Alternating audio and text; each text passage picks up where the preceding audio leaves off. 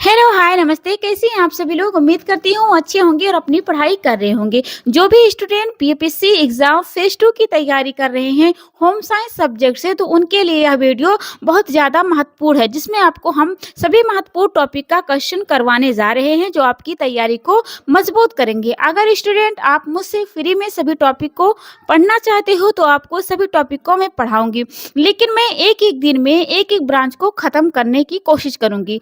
चाहे मुझे 12 घंटा पढ़ाना क्यों ना ही पड़े, एक ही वीडियो में सब टॉपिक आपका कवर कर दूँगी। लेकिन स्टूडेंट, आपको इसके लिए एक काम करना होगा। अगर आप इच्छुक हैं सभी टॉपिक को फ्री में पढ़ने के लिए, तो आपको सिर्फ़ मेरा सपोर्ट करना होगा, मेरा साथ देना होगा।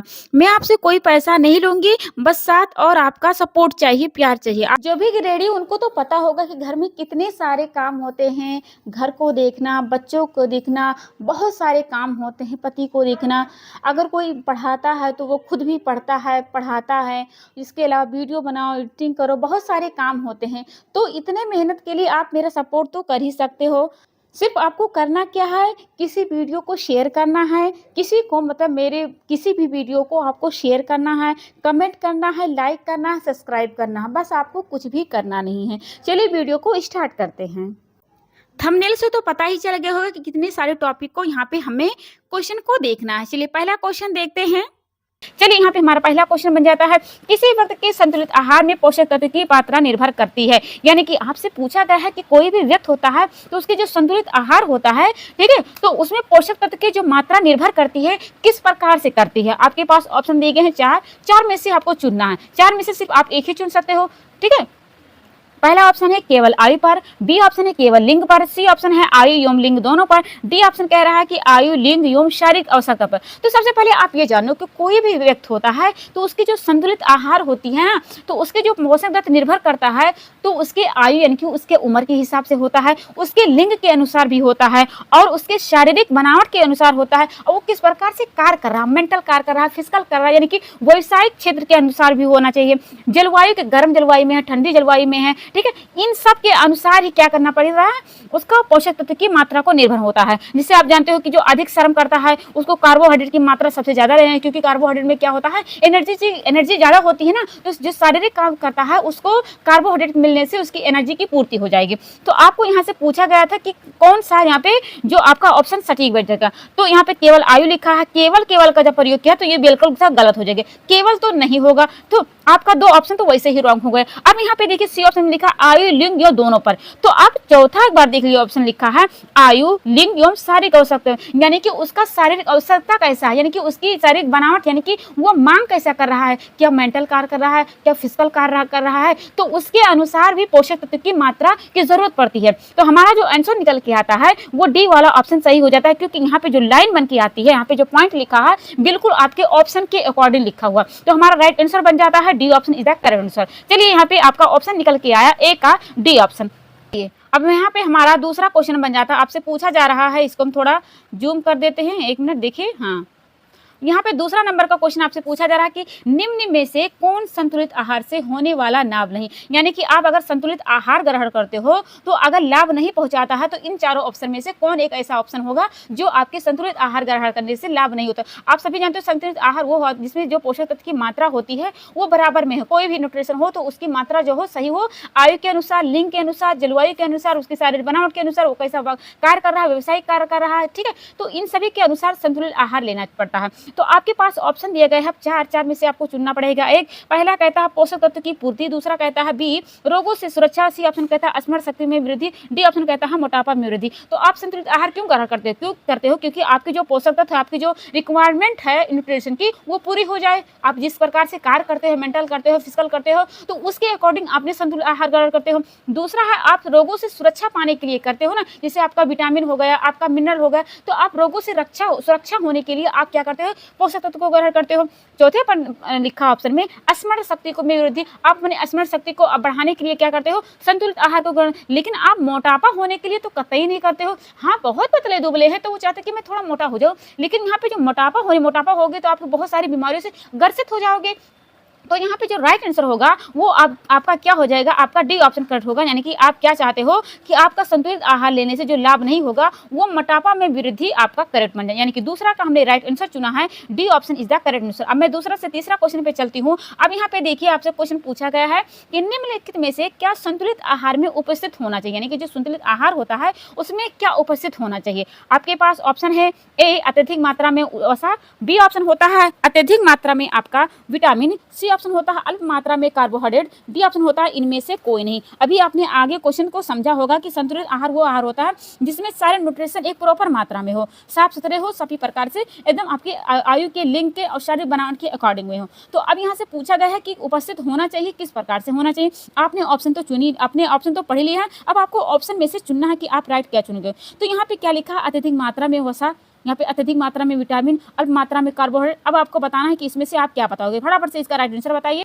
देखो अभी हम शुरू आपको बता दी इसकी परिभाषा की संतुलित आहार वो आहार होते हैं जिसमें जो सभी पोषक तत्व जैसे आपका कार्बोहाइड्रेट हो गया, आपका फैट हो गया, आपकी वसा हो गई, खनिज लवण हो गया, फाइबर हो गया, जल हो गया, इन सबको जरूरत के लिए आपके शरीर के जरूरत के हिसाब से उचित मात्रा में होना जरूरी चाहिए। लेकिन यहाँ पे ऐसा कोई ऑप्शन नहीं है जिसमें सारे न्यूट्रिशन को एक लाइन में लिखा हुआ। यहाँ पे सिर्फ एक ही वसा की बात की है, इस लाइन में सिर्फ विटामिन की बात की है, इस लाइन में आपको कार्बोहाइड्रेट की बात की है। तो अगर एक लाइन में इन सभी को लिखा होता तो आप ऑप्शन चुन लेते, लेकिन यहाँ पे कोई लिखा ही नहीं तो आप इसे चुन नहीं सकते हो। तो आप क्या करोगे, आप डी ऑप्शन चुन लोगे, इनमें से कोई नहीं। यानी कि आपको सभी चुनना था, लेकिन ऑप्शन अगर सभी लिखा होता उपयुक्त में से सभी तो आप उस पर टिक लगा देते। लेकिन इसमें तो अलग अलग लिखा हुआ है, यहाँ पे अलग लिखा है, यहाँ पे अलग लिखा है, वसा तो अलग लिखा है ना, तो विटामिन भी अलग लिखा है, आपका कार्बोहाइड्रेट भी अलग लिखा है। ठीक है, तो आपको इसलिए आपको ऑप्शन चुनना पड़ेगा, डी ऑप्शन इनमें से कोई नहीं हो जाएगा, क्योंकि हमें सबकी जरूरत पड़ती है, हमें वसा की, हमें प्रोटीन की, हमें विटामिन की, हमें जल की, हमें खनिज लवण सबकी जरूरत पड़ती है। अब चलिए हमें 4th नंबर का क्वेश्चन मैं आपसे पूछती हूँ कि भोजन से प्राप्त होने वाली कुल ऊर्जा का कितना प्रतिशत भाग हमें प्रोटीन से प्राप्त होता है। ठीक है, यानी कि जो भी आपने भोजन ग्रहण किया है उसमें से जो कुल ऊर्जा होती है कितना प्रतिशत आप प्रोटीन से प्राप्त करते हो। कार्बोहाइड्रेट को छोड़ दो, फैट को छोड़ दो, प्रोटीन की यहाँ पे बात की जा रही है। चलिए आप यहाँ पे ऑप्शन देखिए, ऑप्शन देखा है 4। पहला ऑप्शन कह रहा है कि 40 से 50%, बी ऑप्शन कह रहा है 10 से 15%, सी ऑप्शन कहता है 30 से 40%, डी ऑप्शन कहता है 60 से 70%। चलिए अब इसका आप ऑप्शन चुनोगे तो कौन वाला चुनोगे। चलिए अब इसका राइट आंसर बताइए फटाफट से, इसका राइट आंसर क्या होगा। तो देखो हम स्वस्थ रहने के लिए क्या करते हैं, हम भोजन को ग्रहण करते हैं, हम सभी जानते हैं। तो भोजन प्राप्त करने के लिए होने वाली कुल ऊर्जा का जो प्रतिशत भाग हमारे प्रोटीन से हमें प्राप्त मिलता है वो कितना होता है, वो होता है 10 से 15% होता है। यानी कि हमारा 4th का जो राइट आंसर होगा वो कितना होगा, 10 से 15% होता है। अगर आपसे पूछा जाता है यहीं पे क्वेश्चन कि आपके थाली में, आपकी इंडिया की थाली में कार्बोहाइड्रेट की मात्रा कितनी होती है, तब आप बताते हो 60 से 70% बताते हो। लेकिन यहाँ पे पूछा गया है कुछ और ही पूछा गया है कि आपके भोजन में जो प्रोटीन की जो ऊर्जा मिलती है वो कितनी मिलती है, तो आपको बताना पड़ेगा 10 से 15 मिलती है। तो हमारा चौथा का जो राइट आंसर होगा वो बी ऑप्शन करेक्ट माना जाता है। मैं अगला क्वेश्चन 5वां क्वेश्चन पढ़ती हूँ। अब यहाँ पे देखिए लिखा हमारे भोजन से प्राप्त होने वाली कुल ऊर्जा का कितना प्रतिशत भाग हमें वसा से प्राप्त। अभी आपने देखा प्रोटीन से पूछा गया, अब यहाँ पे आपसे वसा के बारे में फैट से पूछा गया है। तो फैट का जानते हो ना, फैट से कितना कैलोरी मिलता है, तो 9.2 कैलोरी मिलता है। अगर प्रोटीन की बात करें तो आपको मिलता है 4.2 मिलता है। कार्बोहाइड्रेट की बात करें तो कितना मिलता है, 4.2 कैलोरी मिलता है। ठीक है, लेकिन हमने वसा के कितना बताया है, 9.2 बताया है। अब यहाँ पे बताना है आपको कितना मिलता है, आपको भोजन से वसा की ऊर्जा की कितनी मात्रा मिलती है। फटाफट से इसका राइट आंसर बताइए कि क्या हो जाएगा। ऑप्शन आपके पास यहाँ दिए गए हैं 4, मैं पढ़ के बताती हूँ। 50 से 60%, बी ऑप्शन है 10 से 15%, सी ऑप्शन होता है 20 से 30%, डी ऑप्शन होता है इनमें से कोई नहीं। तो अभी आगे आपने देखा कि प्रोटीन की अगर पूछा जाए तो आप कितना बताओगे, 10 से 15 बताओगे। अब चलो ये तो आपका निकल ही गया 10 से 15, उसके बाद इनमें से तो कोई ही नहीं। अब चलो दोनों में से आप बताओ कि इसका राइट आंसर क्या हो जाएगा। फटाफट से आप बता दीजिए कि 5वां का राइट आंसर क्या होगा। तो जो राइट आंसर होगा वो कितना होगा, वो होगा आपका 20 से 30% होगा। यानी कि हमें जो ऑप्शन निकल के आया है वो निकल के आया है, हमें हमारे भोजन में प्राप्त होने वाली कुल ऊर्जा का जो प्रतिशत होता है वसा का, वो होता है 20 से 30 होता है। अगर प्रोटीन का पूछा जाता तो आप बताते 10 से 15 होता है। तो हमारा 5वां का सी ऑप्शन करेक्ट हो जाता है। चलते हैं हम अगली क्वेश्चन की तरफ। हमारा 6वां क्वेश्चन है, आपसे पूछा जा रहा है संतुलित आहार से प्राप्त होने वाली कुल ऊर्जा का कितना प्रतिशत हमें कार्बोहाइड्रेट से प्राप्त होता है। अब यहाँ पे पूछा गया है कार्बोहाइड्रेट से, यानी कि जो संतुलित आहार होता है उसमें जो कुल ऊर्जा होती है कार्बोहाइड्रेट का कितना प्रतिशत होता है। आपके पास ऑप्शन है 20 से 30%, बी ऑप्शन है 30 से 40%, और सी ऑप्शन है 50 से 60%, और डी ऑप्शन है 10 से 15%। आप फटाफट से इसका राइट आंसर बता दें। अभी आपने देखा होगा कि आपका 2 ऑप्शन तो वैसे से निकल जाता। अगर वसा की बात करें तो 20 से 30 हो जाता है। प्रोटीन की बात करें तो 10 से 15 हो जाता है। अब यहाँ दोनों में से आपको चुनना है, आपको सी में से चुनना है, आपको बी से में से चुनना है। अब छठवां का जब आप चुनोगे तो क्या चुनोगे, आप चुनोगे 50 से 60% चुनोगे, ठीक है। यानी कि आपका प्रोटीन की बात करें तो 10 से 15, वसा की बात करें तो 20 से 30 और कार्बोहाइड्रेट की बात करें तो 50 से 60% होता है। चलो 3 चीजें तो यहाँ पे क्लियर हो गई है, ठीक है। छठवां का हमारा ऑप्शन निकल के आता है सी ऑप्शन करेक्ट हो जाता है। चलते हैं अगले क्वेश्चन की तरफ।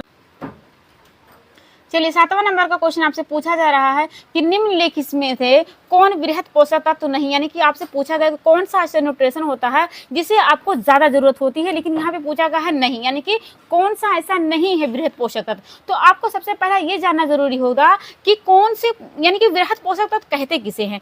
तो जिन भी पोषक तत्व में हमारे शरीर में मांग ज्यादा होती है, अधिक मात्रा में जरूरत होती है, उसे ही कहते हैं वृहद पोषक तत्व। जैसे आपका कार्बोहाइड्रेट हो गया, आपका प्रोटीन हो गया, वेस्ट हो गया, ये सब कैसे होते हैं, ये होते हैं वृहद पोषक तत्व होते हैं। और सूक्ष्म वो पोषक तत्व होते हैं जिनको आपके शरीर में मात्रा कम लेने की जरूरत पड़ती है। जैसे आपका विटामिन हो गया, खनिज लवण हो गया, कैल्शियम हो गया, सोडियम हो गया, पोटेशियम, ये आपके सूक्ष्म में आते हैं। तो यहाँ पे पूछा गया है वृहद पोषक तत्व नहीं है। तो पहले आपको जानना पड़ेगा कौन है। तो है कौन है, कार्बोहाइड्रेट तो है ही है, वसा तो है ही है, प्रोटीन है। और नहीं की पूछा गया है तो आप क्या बताओगे, आप बताओगे विटामिन नहीं होता है, ठीक है। यानी कि 7वां का हमारा डी ऑप्शन करेक्ट बन जाता है, ठीक है। चलते हैं अगले क्वेश्चन की तरफ। हमारा 7वां का डी ऑप्शन करेक्ट हो जाता है। अब यहाँ पे पूछा गया आपसे 8वां नंबर का क्वेश्चन। यहाँ पे देखो वही क्वेश्चन है, लेकिन यहाँ पे सूक्ष्म पोषक तत्व के बारे में पूछा गया। पहले क्वेश्चन को पढ़ लेते हैं।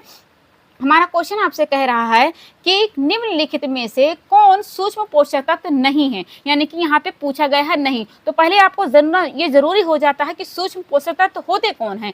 तो सूक्ष्म पोषक तत्व वो पोषक तत्व होते हैं जिनको आपके शरीर में मांग ज्यादा होती है, मात्रा कम होती लेनी चाहिए, वृहद होते हैं उनकी मांग ज्यादा होती है। तो यहाँ पे सूक्ष्म पोषक तत्व यानी कि छोटे अमाउंट में जरूरत होती है। तो आपके पास ऑप्शन ये है विटामिन, बी ऑप्शन होता है आयोडीन, सी ऑप्शन होता है वसा, डी ऑप्शन होता है कैल्शियम। तो यहाँ पे नहीं पूछा गया है सूक्ष्म ना, तो आप कौन बताओगे, विटामिन तो होता है, आयोडीन तो होता है, कैल्शियम तो होता है। आयोडीन कैल्शियम आपके खनिज लवण में काउंटिंग हो जाएंगे, विटामिन तो अकेला बेचारा है ही नहीं इसमें। और यहाँ पे जो नहीं वो कौन सा है, वो है वसा, यानी कि वसा क्या होता है, वृहद पोषक तत्व होता है, यानी कि आपके शरीर में उसकी मात्रा ज्यादा लेने की जरूरत होती है। तो आपका 8वां का जो राइट आंसर होगा वो कौन सा होगा, वो सी ऑप्शन करेक्ट माना जाता है।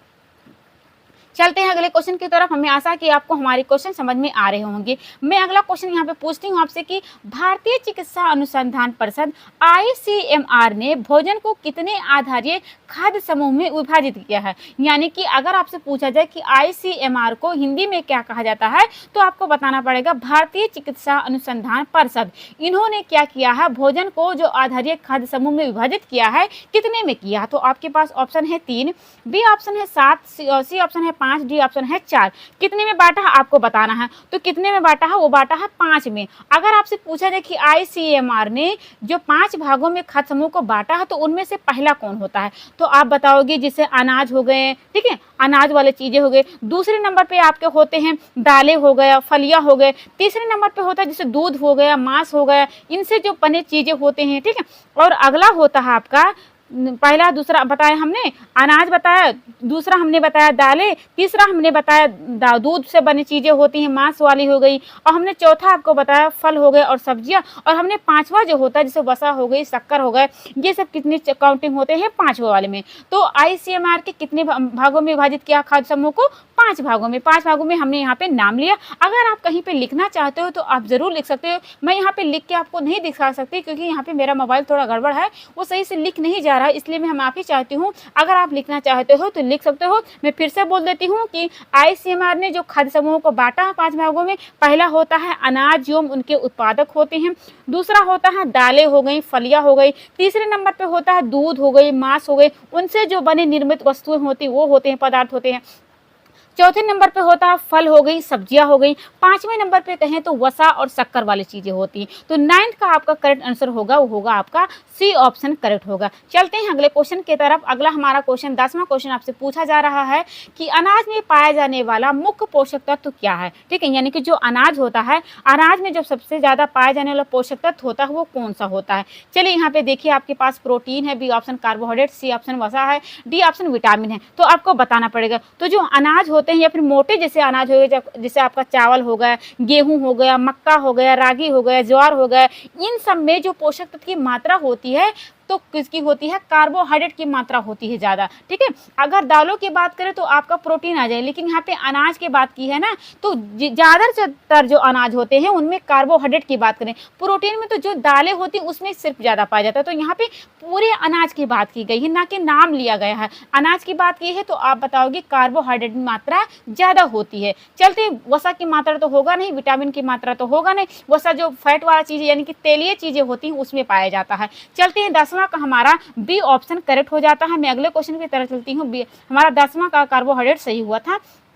अब यहाँ पे मैं 11वां क्वेश्चन आपसे पूछती हूँ, दालों में कौन सा मुख्य पोषक तत्व पाया जाता है। अभी आपने देखा अनाजों से क्वेश्चन पूछा था, तब आपने कार्बोहाइड्रेट चुना। अब यहाँ पे खास करके नाम ले लिया गया है अनाज का नाम, यानी कि दालें। अब आपको बताना पड़ेगा दाल में जो पोषक तत्व पाया जाता है वो किसका पाया जाता है। चलिए यहाँ पे पहले ऑप्शन देख लिए, ऑप्शन पहले पढ़ना पड़ेगा तभी आप समझ पाओगे। ए है वसा, बी है प्रोटीन, सी है कार्बोहाइड्रेट, डी है खनिज लवण। तो अभी भी आगे आपने देखा ना कि हमने नाम लिया था अनाजों के बाद, तो आपने कार्बोहाइड्रेट चुना था क्योंकि उसमें गेहूं भी आ जाता है, चावल आ जाता है, ठीक है, ज्वार हो गया, बाजरा, तो इनमें तो कार्बोहाइड्रेट की। लेकिन यहाँ पे दाल का नाम ले लिया गया है ना, तो दाल ये भी नाम नहीं लिया कि कौन सी दाल, लेकिन मुख्य करके जो दाल होते हैं, अरहर का दाल हो गया, इन सब दालों में जो मात्रा पाई जाती है प्रोटीन की भरपूर मात्रा में पाई जाती है। कोई भी दाल होगा, लेकिन वो भी 3 प्रकार के जो प्रोटीन होते हैं वो नहीं पाए जाते हैं। अब आपको कमेंट बॉक्स में लिखना है कि कौन से 3 प्रोटीन होते हैं जो आपके दाल में नहीं पाए जाते हैं। ठीक है, जो आवश्यक अमीनो एसिड होते हैं या फिर अनावश्यक अमीनो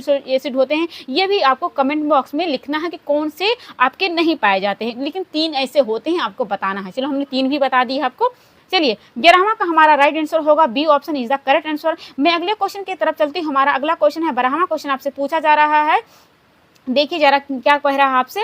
यहाँ पे पूछा जा रहा है कि जो चीनी एवं गुड़ में पाए जाने वाला मुख्य पोषक तत्व है क्या है। यानी चीनी मतलब जानते हो, पहले ऑप्शन पढ़ लिए तब हमको आपको बताते हैं। ये ऑप्शन कह रहा है कार्बोहाइड्रेट, बी ऑप्शन कह रहा है वसा, सी ऑप्शन कह रहा है प्रोटीन, डी ऑप्शन कह रहा है विटामिन। तो चीनी मतलब मीठा चीज, गुड़ मतलब मीठा चीज, तो जिसमें मीठी चीजें पाई जाएगी वो पोषक तत्व कौन होगा, वो होगा कार्बोहाइड्रेट। इसकी पहचान यही होती है, जिसमें मीठी चीजें होगी उसमें कार्बोहाइड्रेट। देखो जो डायबिटीज वाली बीमारी होते हैं वो मीठी चीज कम ग्रहण करते हैं, या फिर करते भी हैं तो पॉलीसेकेराइड वाला करते हैं। ठीक है, तो चीनी और गुड़ किसमें पाया जाता है, वो आपके कार्बोहाइड्रेट में ज्यादा पाया जाता है। यानी कि हमारा 12वां का जो ऑप्शन होगा वो कम से कम होगा आपका ए ऑप्शन। यानी कि अगर पूछा जाए कि प्रतिशत के हिसाब से कितना होगा, तो कम से कम 100% तो कार्बोहाइड्रेट की मात्रा पाई जाती है। लेकिन ऐसा नहीं होता कि कोई भी खाद्य पदार्थ हो तो उसमें सिर्फ एक ही पोषक तत्व पाया जाता है, कुछ अलग भी न्यूट्रिशन काउंटिंग होते हैं। लेकिन जो चीनी गुड़ होते हैं उसमें 100% आपके कार्बोहाइड्रेट पाए जाते हैं। तो हमारा 12वां का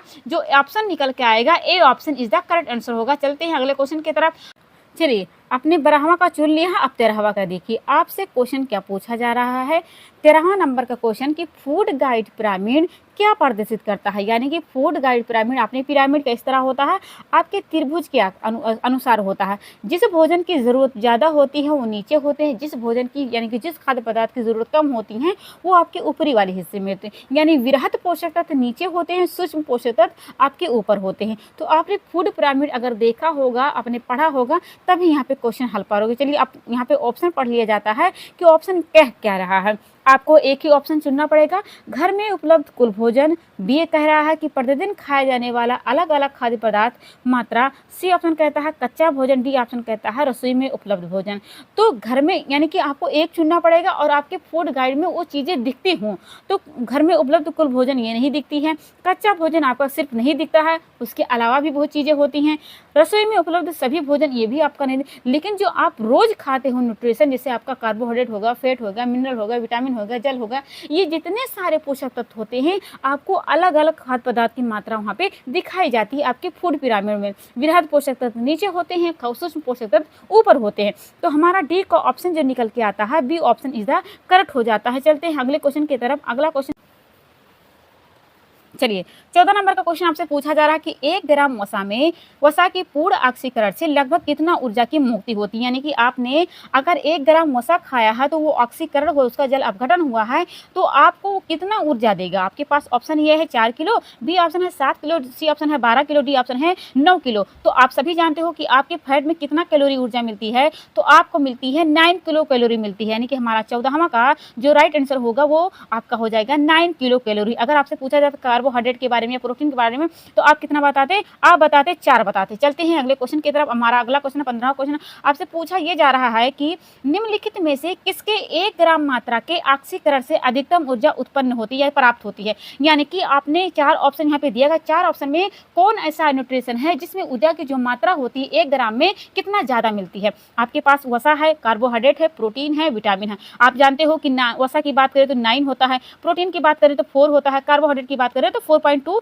ये भी 4.2, ये वसा भी 9.2 होता है, प्रोटीन भी 9.2 होता है और कार्बोहाइड्रेट भी 4.2 होता है। तो अब आपको कितना चुनना पड़ेगा? आपको वसा वाला चुनना पड़ेगा क्योंकि आपके वसा में 9.2 किलो कैलोरी मिलती है। ठीक है, तो आपका वसा वाला ऑप्शन सही हो जाता है। यानी कि 15वां का जो हमारा राइट आंसर होगा वो होगा आपका सी वाला ऑप्शन, क्योंकि हमें 9.2 किलो कैलोरी यहाँ पे ऊर्जा की प्राप्ति होती है। हमारा 15वां का सी ऑप्शन करेक्ट माना जाता है। अब मैं चलती हूँ अगले क्वेश्चन की तरफ। अब यहाँ पे देखिए पूछा गया है आपसे 16वां नंबर का क्वेश्चन, खाद्य पदार्थ में उपस्थित ऊर्जा के मापन हेतु किस यंत्र का उपयोग किया जाता है। ये आप पढ़ते हो मेटाबॉलिज्म वाला जो पार्ट पढ़ते हो तब तो आपने यहाँ पे जो शब्द यहाँ पे आएगा वो आपने पढ़ा होगा मेटाबॉलिज्म चयापचय वाले दर में। ठीक है, खाद्य पदार्थ जो भी आपने न्यूट्रिशन खाया है तो उसको ऊर्जा का जो मापन किया जाता है तो वो किस यंत्र से किया जाता है। आपके पास ऑप्शन ये है आमीटर, बी ऑप्शन होता है LCR मीटर, सी ऑप्शन होता है bomb calorimeter, D option होता है मल्टीमीटर होता है। तो अगर आपको ऊर्जा की माप करना है कोई भी खाद्य पदार्थ को तो उसके लिए जो यंत्र का प्रयोग किया जाता है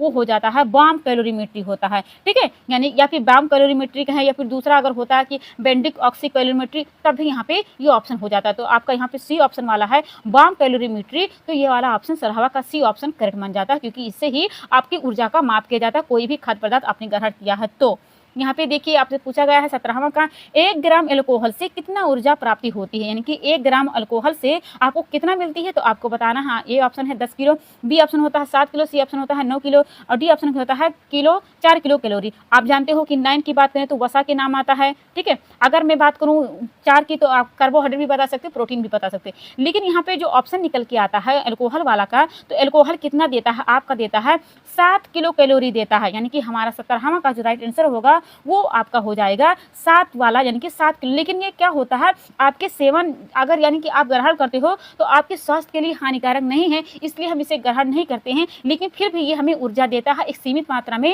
यानी कि हमें 7 किलो कैलोरी देता है। तो हमारा 7वां का हमें 1 कैलोरी वाला ग्राम, अगर 1 ग्राम है तो उसमें अल्कोहल की मात्रा होती है 7 किलो कैलोरी ऊर्जा प्राप्त होती है। लेकिन ये हमारे स्वास्थ्य के लिए हानिकारक होता है तो इसलिए हम उसको ग्रहण नहीं करते हैं, बस कुछ लोग करते हैं, अपने शौक के लिए करते हैं। अब यहाँ पे देखिए लिखा है 18वां क्वेश्चन, जल की 1 ग्राम मात्रा से हमें कितनी ऊर्जा मिलती है। अब यहाँ पे देखो आपसे पूछा गया था ऊर्जा के बारे में तो आपने बताया, वसा में बताया, फिर उसके बाद में प्रोटीन से पूछा तो भी आपने बताया, आपने अल्कोहल के बारे में पूछा गया तब भी आपने बताया, कार्बोहाइड्रेट। अब यहाँ पे पूछा गया है कि जल में 1 ग्राम मात्रा में कितना आपको ऊर्जा प्राप्ति होती है। चलिए अगर आपको पता होगा तभी आप बता पाओगे। ए ऑप्शन कहता है 15 मिलती है, या फिर बी ऑप्शन कहता है 3 किलो कैलोरी मिलती है, सी ऑप्शन कहता है 0 किलो कैलोरी मिलती है, डी ऑप्शन कहता है 9 किलो कैलोरी मिलता है। चलिए फटाफट से आप इसका बताइए कि क्या होता है। देखो आप जानते हो कि वसा से कितना मिलता है, 9 मिलता है, कार्बोहाइड्रेट से कितना मिलता है, 4.2 मिलता है, वसा प्रोटीन की बात करें 4.2 मिलता है, अल्कोहल की बात करें तो आपका 7 किलो कैलोरी में। लेकिन जब यहाँ पे जल की बात करें तो वो आपको एनर्जी नहीं देता है, वो क्या करता है, वो 0 कैलोरी देता है। यानी कि जल की बात करें, विटामिन की बात करें, ये हमें कोई ऊर्जा प्राप्ति नहीं करते हैं, यानी कि ये ऊर्जा में काउंटिंग होते ही नहीं है। ये सिर्फ आप क्या करते हैं, चयापचय के लिए, आपकी बाहरी संक्रमण के लिए ये आपको क्या करते हैं, एक सिक्योर करते हैं, आपको रक्षा करते हैं। तो 18वां का जो राइट आंसर होगा सी ऑप्शन होता है, ये आपको ऊर्जा एनर्जी नहीं देते। जल के अलावा अगर आप यहाँ पे लिखा होता विटामिन होता, खनिज लेवल होता, तब भी आपका होता 0 कैलोरी हो जाता, यानी कि 18वां का आपका सी ऑप्शन करेक्ट हो जाता है। चलते हैं अगले क्वेश्चन की तरफ। हमारा अगला क्वेश्चन देखिए लिखा हुआ है देखिए यहाँ पे पूछा जा रहा है 19 नंबर का क्वेश्चन कि निम्नलिखित में से हमारे भोजन में किसकी मात्रा सबसे अधिक होनी चाहिए, यानी कि कौन सा ऐसा न्यूट्रिशन होना चाहिए कि हमारे भोजन में उसकी मात्रा अधिक होना चाहिए।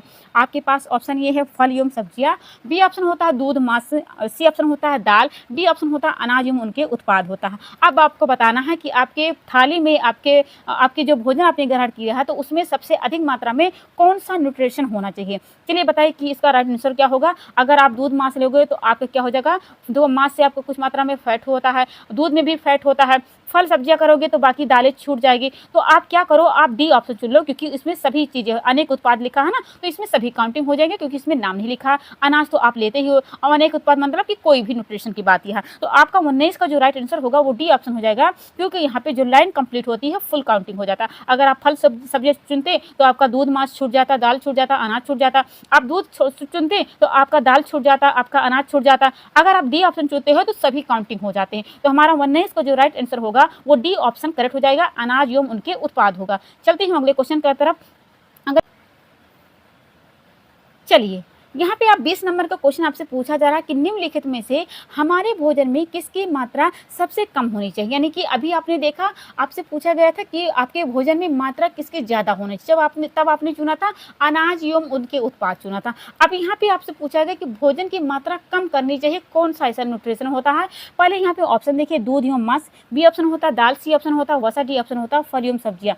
अब यहाँ पे देखिए बहुत अच्छा क्वेश्चन है। अगर दाल एवं आपका दूध एवं मांस है ये तो आपका सही हो जाएगा, दाल भी आपका है सही भी, डी और डी भी आपका। अब यहाँ पे जो वसा लिखा है ये आपका राइट आंसर हो जाएगा। क्यों हो जाएगा, क्योंकि इसकी मात्रा कम करनी चाहिए। क्योंकि अगर आप वसा यानी कि फैट जब ज़्यादा ग्रहण करोगे तो वो फैट क्या करेगा, आपकी जो नसें होती हैं वहाँ पे जाकर के ब्लॉक कर देगा। ठीक है, आप जब ज़्यादा ग्रहण करोगे तो आप जैसे आप कोई काम नहीं कर रहे हो, कोई भी स्थिति आ गई, आपने ग्रहण किया तो वो धीरे धीरे आपकी नसों में जाकर के इकट्ठा हो जाएगा, आपका खून वहीं पे रुक जाएगा और जितना भी आपने न्यूट्रिशन खाया हो तो वहीं पे इकट्ठा कर। अब भाई अब नाली बनाते हो, नाली पे जब अंदर आप ईटा रख दोगे तो आपका नाली बंद होगा तो न इधर का पानी उधर जाएगा ना उधर का पानी इधर आएगा, यानी कि आपका क्या हो जाएगा, रुक जाएगा। तो उसी प्रकार से आपकी नसें भी तो होती हैं, आपका खून रुक जाएगा क्योंकि वो जो फैट है वो एक ईटी के काम करेगा, यानी कि इधर से ना उधर जाएगा ना उधर से इधर, तो आपका ऑक्सीजन भी पूरे शरीर में नहीं पहुंच पाएगा, आपका न्यूट्रिशन भी जो है पूरे शरीर में नहीं पहुंच पाएगा। तो इससे बहुत सारी बीमारियों का सामना करने पड़ेगा। आपका डेथ भी हो सकता है, आपका मोटापा हो सकता है, आपका रक्तचाप हो जाएगा, ब्लड प्रेशर हो जाएगा, ब्लड हाई हो जाएगा, सब कुछ यहाँ पे आपका सामना करने पड़ेगा। तो आपका जब राइट आंसर होगा वो होगा सी ऑप्शन, यानी कि 20 का हमें सी ऑप्शन सही मिल जाता है। हमें वसा का जो प्रयोग करना चाहिए वो कम कर, भले ही आपको एनर्जी ज़्यादा मिलता है 9.2 कैलोरी मिलता है, लेकिन ये आपके शरीर के लिए हानिकारक होते हैं, यानी कि आपको बहुत सारी बीमारियों का सामना करवा सकते हैं। जैसे आपका एल्कोहल ही ले लीजिए, आपको 7 किलो कैलोरी देता है, लेकिन फिर भी हमारा ये ग्रहण हम इसको नहीं करते हैं क्योंकि हमारे स्वास्थ्य के लिए हानिकारक मानते हैं। ठीक है, लेकिन देखो आपका कार्बोहाइड्रेट होगा ये कम देता है, आपका प्रोटीन होगा ये भी कम देता है, लेकिन ये हमारे शरीर के लिए बहुत ज़्यादा फायदेमंद होते हैं। ठीक है, अब हमारा 20 से 21 क्वेश्चन आपसे पूछा जा रहा है। यहाँ पे देखिए, ज़्यादा शारीरिक श्रम करने वाले व्यक्तियों के भोजन में किस पोषक तत्व की मात्रा अधिक होनी चाहिए। यानी कि कोई अगर फिजिकल कार्य कर रहा है, जैसे मजदूरी करता है, मनरेगा करता है, तो उनको जैसे सिलाई भी करते हैं तो वो अपने पैरों से सिलाई करते हैं ना, तो उनको जो शारीरिक कार्य करते हैं उनको भोजन में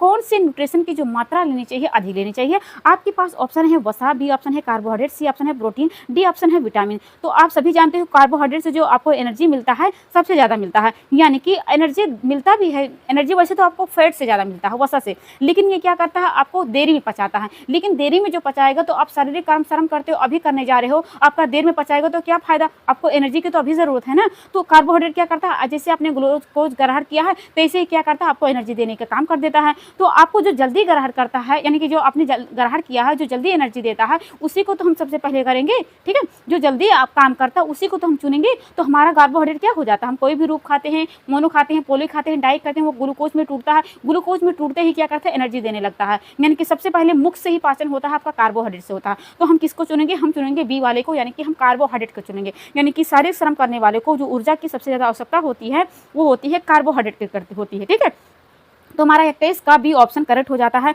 मैं अगले क्वेश्चन की तरफ चलती हूँ। हमारा 22वां क्वेश्चन है, फटाफट से क्वेश्चन को हल करते चलते हैं। बच्चों की शारीरिक वृद्धि के लिए किस पोषक तत्व की ज़रूरत होती है? यानी कि कोई बच्चा छोटा होता है तो उसको जो पोषक तत्व की ज़रूरत होती है किसकी? देखो इसको यहाँ पे अभी देखा आपने शारीरिक श्रम करने वाले को, तो वहाँ पे आपने देखा था कि कार्बोहाइड्रेट को चुना था। क्यों चुना था? क्योंकि उसको एनर्जी की ज़रूरत है, उसका जितना सारा डेवलपमेंट है सब कुछ हो गया है। लेकिन यहाँ पे डेवलपमेंट की बात हुई, वहाँ पे श्रम यानी कि काम करने की बात हुई, और यहाँ पे विकास की बात की यानी कि शरीर बढ़ने की बात हो रही है। तब आप क्या चुनोगे? आप चुनोगे क्या विटामिन, क्या आप चुनोगे वसा, क्या आप चुनोगे कार्बोहाइड्रेट, क्या आप चुनोगे प्रोटीन? तो आप कार्बोहाइड्रेट नहीं चुन सकते क्योंकि यहाँ पे शारीरिक श्रम की बात नहीं की है, यहाँ पे वृद्धि यानी कि विकास की बात की गई है। जैसे कि आप छोटा बच्चा होता है उसको पेन पकड़ाते हैं तो सही से नहीं पकड़ पाता क्योंकि उसकी जो सूक्ष्म पेशी होती हैं सही से विकसित नहीं होती है ना, यानी कि उसका शारीरिक विकास जो होता है उसका विकास नहीं हो पाया है, इसलिए वो पेन को नहीं पकड़ पाता। लेकिन जैसे जैसे धीरे धीरे बड़ा होता है वो पेन को सही पकड़ लेता है। क्यों पकड़ लेता है? क्योंकि उसका जो शारीरिक डेवलपमेंट है वो विकास कर रहा होता है, उसमें उसकी जो सूक्ष्म पेशी होती हैं वो भी आपका डेवलपमेंट हो जाती हैं। तो इसके लिए किसकी जरूरत होती है? इसके लिए जरूरत होती है प्रोटीन की। ठीक है, इसके लिए जरूरत किसकी पड़ती है? प्रोटीन। यानी कि प्रोटीन क्या करता है? आपको वृद्धि के साथ साथ आपकी जो ऊतकों होती हैं उनकी मरम्मत करता है। ठीक है, कोशिकाओं की टूट फूट की मरम्मत करता है। तो कोई भी डेवलपमेंट करना है तो उसके लिए जरूरत किसकी पड़ती है? तो जरूरत पड़ती है प्रोटीन की। यानी कि जो बच्चे छोटे होते हैं उनको प्रोटीन की मांग ज़्यादा होती है। तो हमें ऑप्शन क्या चुनना पड़ेगा? हमें 22 का हमें चुनना पड़ेगा प्रोटीन वाला ऑप्शन, यानी कि हमारा राइट हो जाता है। अब यहाँ पे देखिए 23 नंबर क्वेश्चन यहाँ पे पूछा गया है, पूछ रहा है कि प्रायः बालकों या विवाहित महिलाओं को किस पोषक तत्व की कमी हो जाती है? यानी कि जो बालिकाएं होती हैं या फिर विवाहित महिलाएं होती हैं उनको कौन सी पोषक तत्व की मात्रा कमी हो जाती है? अब यहाँ पे देखिए लिखा आयोडीन की, बी ऑप्शन कहते हैं वसा की, सी ऑप्शन कहते हैं विटामिन की, डी ऑप्शन कहते हैं उनको लोह की। तो आप सभी जानते हो कि उनका जब पीरियड्स आता है, मासिक धर्म में आता है तो उनका बहुत सारा ब्लड निकल जाता है। उसके अलावा जब विवाहित होती हैं तो उनकी प्रेगनेंसी में बहुत सारा ब्लड निकल जाता है। ठीक, अनेक दिक्कतों से क्या हो जाता है? उनकी जो खून की कमी यानी कि एनीमिया की कमी से ग्रसित होने वाली महिलाएं बहुत ज़्यादा देखी जाती हैं। आयोडीन तो घेंघा वाला बात आता है, वसा वाली बात तो अलग होती है, विटामिन की बात तो यहाँ पे कही ही नहीं गई। तो यहाँ पे क्या हो जाएगा? पोषक तत्व की जो कमी होती है वो होती है एनीमिया से होने वाला जो यानी कि जो लोह होता है, जो लोह की कमी से क्या होता है? एनीमिया से ग्रसित होती है महिलाएं। तो आपका लोह से कमी आपको देखने को मिलता है। जो भी महिलाएं होती हैं बालिकाओं में खास करके विवाहित महिलाएं होती हैं उनका पीरियड्स में हो जाएगा, उनका अलग तरह से जैसे कि उनका कभी कभी मिसकैरेज हो जाता है और प्रेगनेंसी में हो जाता है, बहुत अनेक कारणों से क्या हो जाता है? यानी कि लोह तत्व की कमी देखने को मिलता है। हमारा 23 का जो राइट आंसर होगा डी ऑप्शन, यानी कि आपका लोह यहाँ पे सही हो जाता है। मैं अगले क्वेश्चन की तरफ चलती हूँ।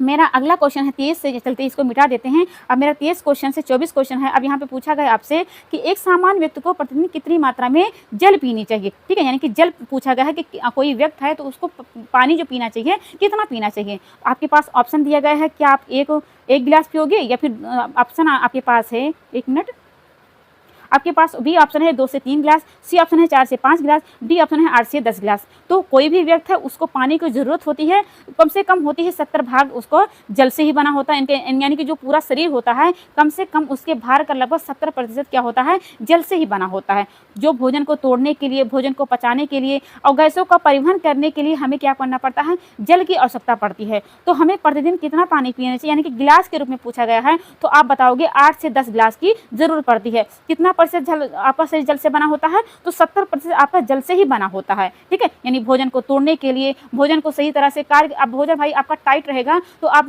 मल त्याग करोगे तभी दिक्कत होगा, आपका जो यूरिन नहीं सही से निकल पाएगा। ठीक है, आपका गैस परिवहन नहीं हो पाएगा, आपकी रासायनिक प्रक्रिया सही से नहीं हो पाएगी। तो इन सबको कार्य के लिए आपको जल की आवश्यकता होती है। जो आपका 24 का राइट आंसर होगा वो क्या होगा? डी ऑप्शन, यानी कि 8 से 10 गिलास की जरूरत पड़ती है।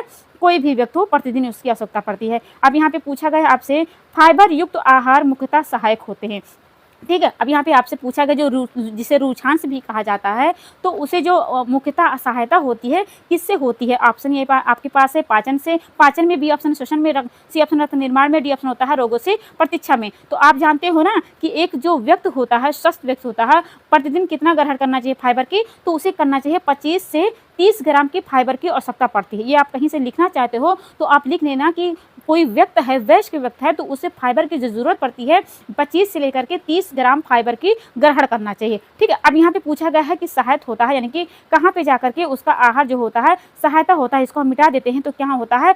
पाचन में होता है। यानी कि जो हो, अगर पूछा जाए कि स्रोत की बात करें कि आपके जो फाइबर होती है कौन से, तो अनाज हो गए, आपके ताजे फल हो गए, ठीक है, और दालें हो गई, इनसे आपको फाइबर की भरपूर मात्रा में आपका स्रोत मिलता है। ठीक है। और यहाँ पे पूछा गया था कि आपका फाइबर युक्त आहार मुख्यतः सहायक होता है, तो पचाने में सहायता होता है, रुचांश जिसे कहा जाता है। चलते हैं अगले क्वेश्चन की तरफ। यहाँ पे 3-4 पॉइंट आपको क्लियर हो गया होगा कि प्रतिदिन कितना आपको ग्राम ग्रहण करना चाहिए, तो आपको 20 से 25 ग्राम ग्रहण करना चाहिए। चलते हैं यहाँ पे 26 नंबर का क्वेश्चन पूछा गया है, अपने शरीर के वजन बढ़ने के भय से भोजन न करने वाली बीमारी को कहलाती है। ये क्वेश्चन आपके हर एग्जाम में पूछा जाता है, चाहे आपका टीजीटी पीजीटी हो, चाहे नेट हो, चाहे कोई भी एग्जाम हो, तो ये क्वेश्चन आपने बहुत बार देखा होगा। पूछा गया है कि कोई भी, आजकल की तो फैशन चल गया है कि लड़कियां क्या करती हैं, अपना वजन घटाने के लिए भोजन नहीं करती हैं, तो उसको क्या कहा जाता है, ये प्रकार की बीमारी होती है, उस बीमारी का नाम क्या होता है। आपके पास ऑप्शन है बुलिमिया नर्वोसा, बी ऑप्शन होता है एनोरेक्सिया नर्वोसा, सी ऑप्शन होता है बिंज ईटिंग, डी ऑप्शन होता है इनमें से कोई नहीं। चलिए फटाफट से इसका राइट आंसर बताइए कि इस बीमारी का नाम क्या होता है। तो इस बीमारी को क्या कहा जाता है, एनोरेक्सिया नर्वोसा होता है। इसमें क्या करती हैं महिला, जो औरतें होती हैं, ठीक है, वो डरती हैं कि मेरा वजन ना बढ़ जाए, इसलिए क्या करती हैं, वो भोजन को कम ग्रहण करती हैं, जिससे कुपोषित भी हो जाती हैं। ऐसा नहीं होता है कि वो वैसे बनी रहती हैं, कुपोषित भी हो जाती हैं, तो इस बीमारी को कहा जाता है एनोरेक्सिया नर्वोसा। 26 का हमारा राइट आंसर होगा, B option is the correct answer हो जाता है। चलते हैं अगले क्वेश्चन की तरफ। हमारा अगला क्वेश्चन पूछा जा रहा है, चलिए देखिए 26 से हमारा 27 क्वेश्चन। अब यहाँ पे देखिए कह क्या रहा है, चलिए इसको हटा देते हैं। 27 क्वेश्चन देखिए लिखा है, एक व्यक्ति बार बार अधिक मात्रा में भोजन ग्रहण करता है और वो वजन बढ़ने से बचने के लिए उल्टी या वोमिटिंग करता है, वो किस प्रकार का बीमारी से ग्रसित है, विकार कहें या बीमारी से ग्रसित है। अभी आपने देखा कि वजन बढ़ने के भय से क्या करती हैं, वो खाना नहीं खाती हैं, तो उसे कहा जाता है। अब यहाँ पे है खाना तो खा लेती हैं, लेकिन वो खुद से उल्टी, यानी कि जैसे मोमोज खा ली, कुछ मतलब जंक फूड वाला, जैसे मोमोज खा ली, पिज्जा खा ली, बर्गर, लेकिन वो खा तो लेती हैं, लेकिन वो शरीर में लगे नहीं, इसलिए वो क्या करती हैं, किसी भी तरीके से उसको उल्टी कर देती हैं, कर देती हैं। तो उस विकार को, उस बीमारी को क्या कहा जाता है, उसे क्या कहा जाता है, बुलिमिया नर्वोसा, क्या उसे कहा जाता है बिंज ईटिंग, क्या उसे कहा जाता है एनोरेक्सिया नर्वोसा, क्या उसे कहा जाता है इनमें से कोई नहीं कहा जाता। चलिए बहुत अच्छा क्वेश्चन है, 27 का क्वेश्चन यहाँ पे दिया गया है। चलिए फटाफट से आप इसे क्या बताओगे, तो आप बताओगे बुलिमिया नर्वोसा बताओगे। अगर आपसे पूछा जाए कि लड़कियां जो क्या करती हैं, भय से खाना नहीं खाती हैं कि हमारा शरीर ना बढ़ जाए, हमारा वजन ना बढ़ जाए, तो उसे क्या बताओगे, आप बताओगे एनोरेक्सिया नर्वोसा। लेकिन अगर वो खाना खा लेती है लेकिन फिर उल्टी कर देती हैं, तो उसे कहा जाएगा बुलिमिया नर्वोसा कहा जाएगा। इसमें वजन जो हो जाता है, बढ़ने के लिए, बचने के लिए क्या करती हैं, उल्टी कर देती हैं। चलते हैं अगले क्वेश्चन की तरफ। हमारा अगला क्वेश्चन है, आपसे पूछा जाता है कि कठोर परिश्रम करने वाले पुरुष की जो दैनिक ऊर्जा की आवश्यकता होती है कितनी होती है, ये आपसे पूछा गया। यानी कि कठोर जो परिश्रम करता है, वो भी पुरुष की बात करी है, वो भी दैनिक ऊर्जा की, यानी कि प्रतिदिन ऊर्जा की बात की है। आपके पास ऑप्शन 4 है, और एक पहला ऑप्शन है 2000 किलो कैलोरी, बी ऑप्शन होता है 2050 किलो कैलोरी, सी ऑप्शन होता है 3600 किलो कैलोरी, डी ऑप्शन कहता है 7000 किलो कैलोरी। तो जो कठोर परिश्रम करने वाले जो पुरुष होती है, उनकी जो दैनिक ऊर्जा की जो आवश्यकता मांग होती है, कितनी होती है 3600 से लेकर के 4000 तक की होती है। अगर आपसे यहाँ पे ऑप्शन में 4000 भी होता तब भी आप सही लगाते हैं। तो यहाँ पे 28 का जो राइट आंसर होगा वो होगा सी ऑप्शन, यानी कि 3600 किलो कैलोरी की आवश्यकता होती है। जो कठोर परिश्रम करता है वो भी पुरुष की बात होती है, यानी कि 28 का हमारा सी ऑप्शन करेक्ट माना जाता है। हम अगले क्वेश्चन की तरफ चलते हैं। हमारा 28 से 29 क्वेश्चन है, आपसे पूछा जा रहा है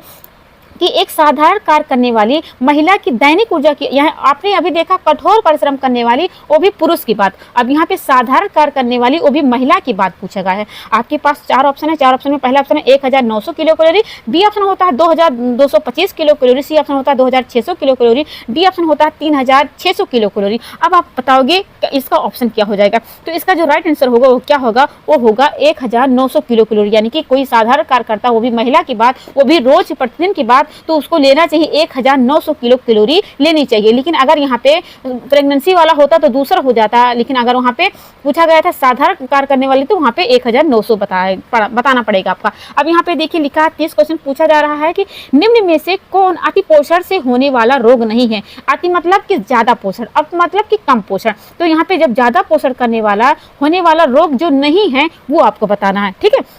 आपके पास ऑप्शन ये है मोटापा, बी ऑप्शन है उच्च रक्तचाप, ठीक है, सी ऑप्शन है हृदय रोग, डी ऑप्शन है स्कर्वी। अब आप इसका राइट आंसर क्या बताओगे, आप देखो अधिक भोजन ग्रहण कर लोगे तो आपका क्या हो जाएगा, आपका हो जाएगा यहाँ पे, इसको हटा देते हैं, हाँ चलते फिर से बताते हैं। अगर आप ज्यादा ग्रहण करोगे तो आप मोटापा होगा, उच्च रक्तचाप होगा, आपका उच्च रक्त यानी कि फैट वाली की मात्रा ज्यादा करोगे ना, जब ज्यादा करोगे तो उच्च रक्तचाप होगा, ज्यादा करोगे तो मोटापा होगा, यानी कार्बोहाइड्रेट खाया आपने, हृदय रोग होगा, वो सवाल करो। लेकिन जो स्कर्वी वाला रोग होता है उसे जो अल्पदम यानी कि विटामिन सी की मात्रा कम करोगे तब आपका स्कर्वी, तो कम क्या किया आपने, विटामिन सी कम किया तब आप स्कर्वी हुआ। लेकिन आपने कार्बोहाइड्रेट ज्यादा खाए तो प्रोटीन हुआ, आपने फैट ज्यादा खाए तो हृदय रोग हुआ, आपने फैट ज्यादा खाए तो रक्तचाप हुआ। तो ज्यादा करोगे तो 3 में आएगा, कम करोगे तो स्कर्वी वाला आएगा। तो हमारे कम पूछा गया है तो कम हमारा क्या होगा, हमारा होगा 30 वाला ऑप्शन का सी ऑप्शन, यानी कि हमारा यहाँ पे जो ऑप्शन निकल के आता है वो आता है यहाँ पे। इसको हम पहले मिटा देते हैं, चलिए इसको मिटा देते हैं कि क्या इसका ऑप्शन निकल के आया, हमारा निकल के आया 30 का हमारा सी स्कर्वी, यानी कि डी ऑप्शन करेक्ट हो जाता है। चलिए ये ऑप्शन सही हो जाता है।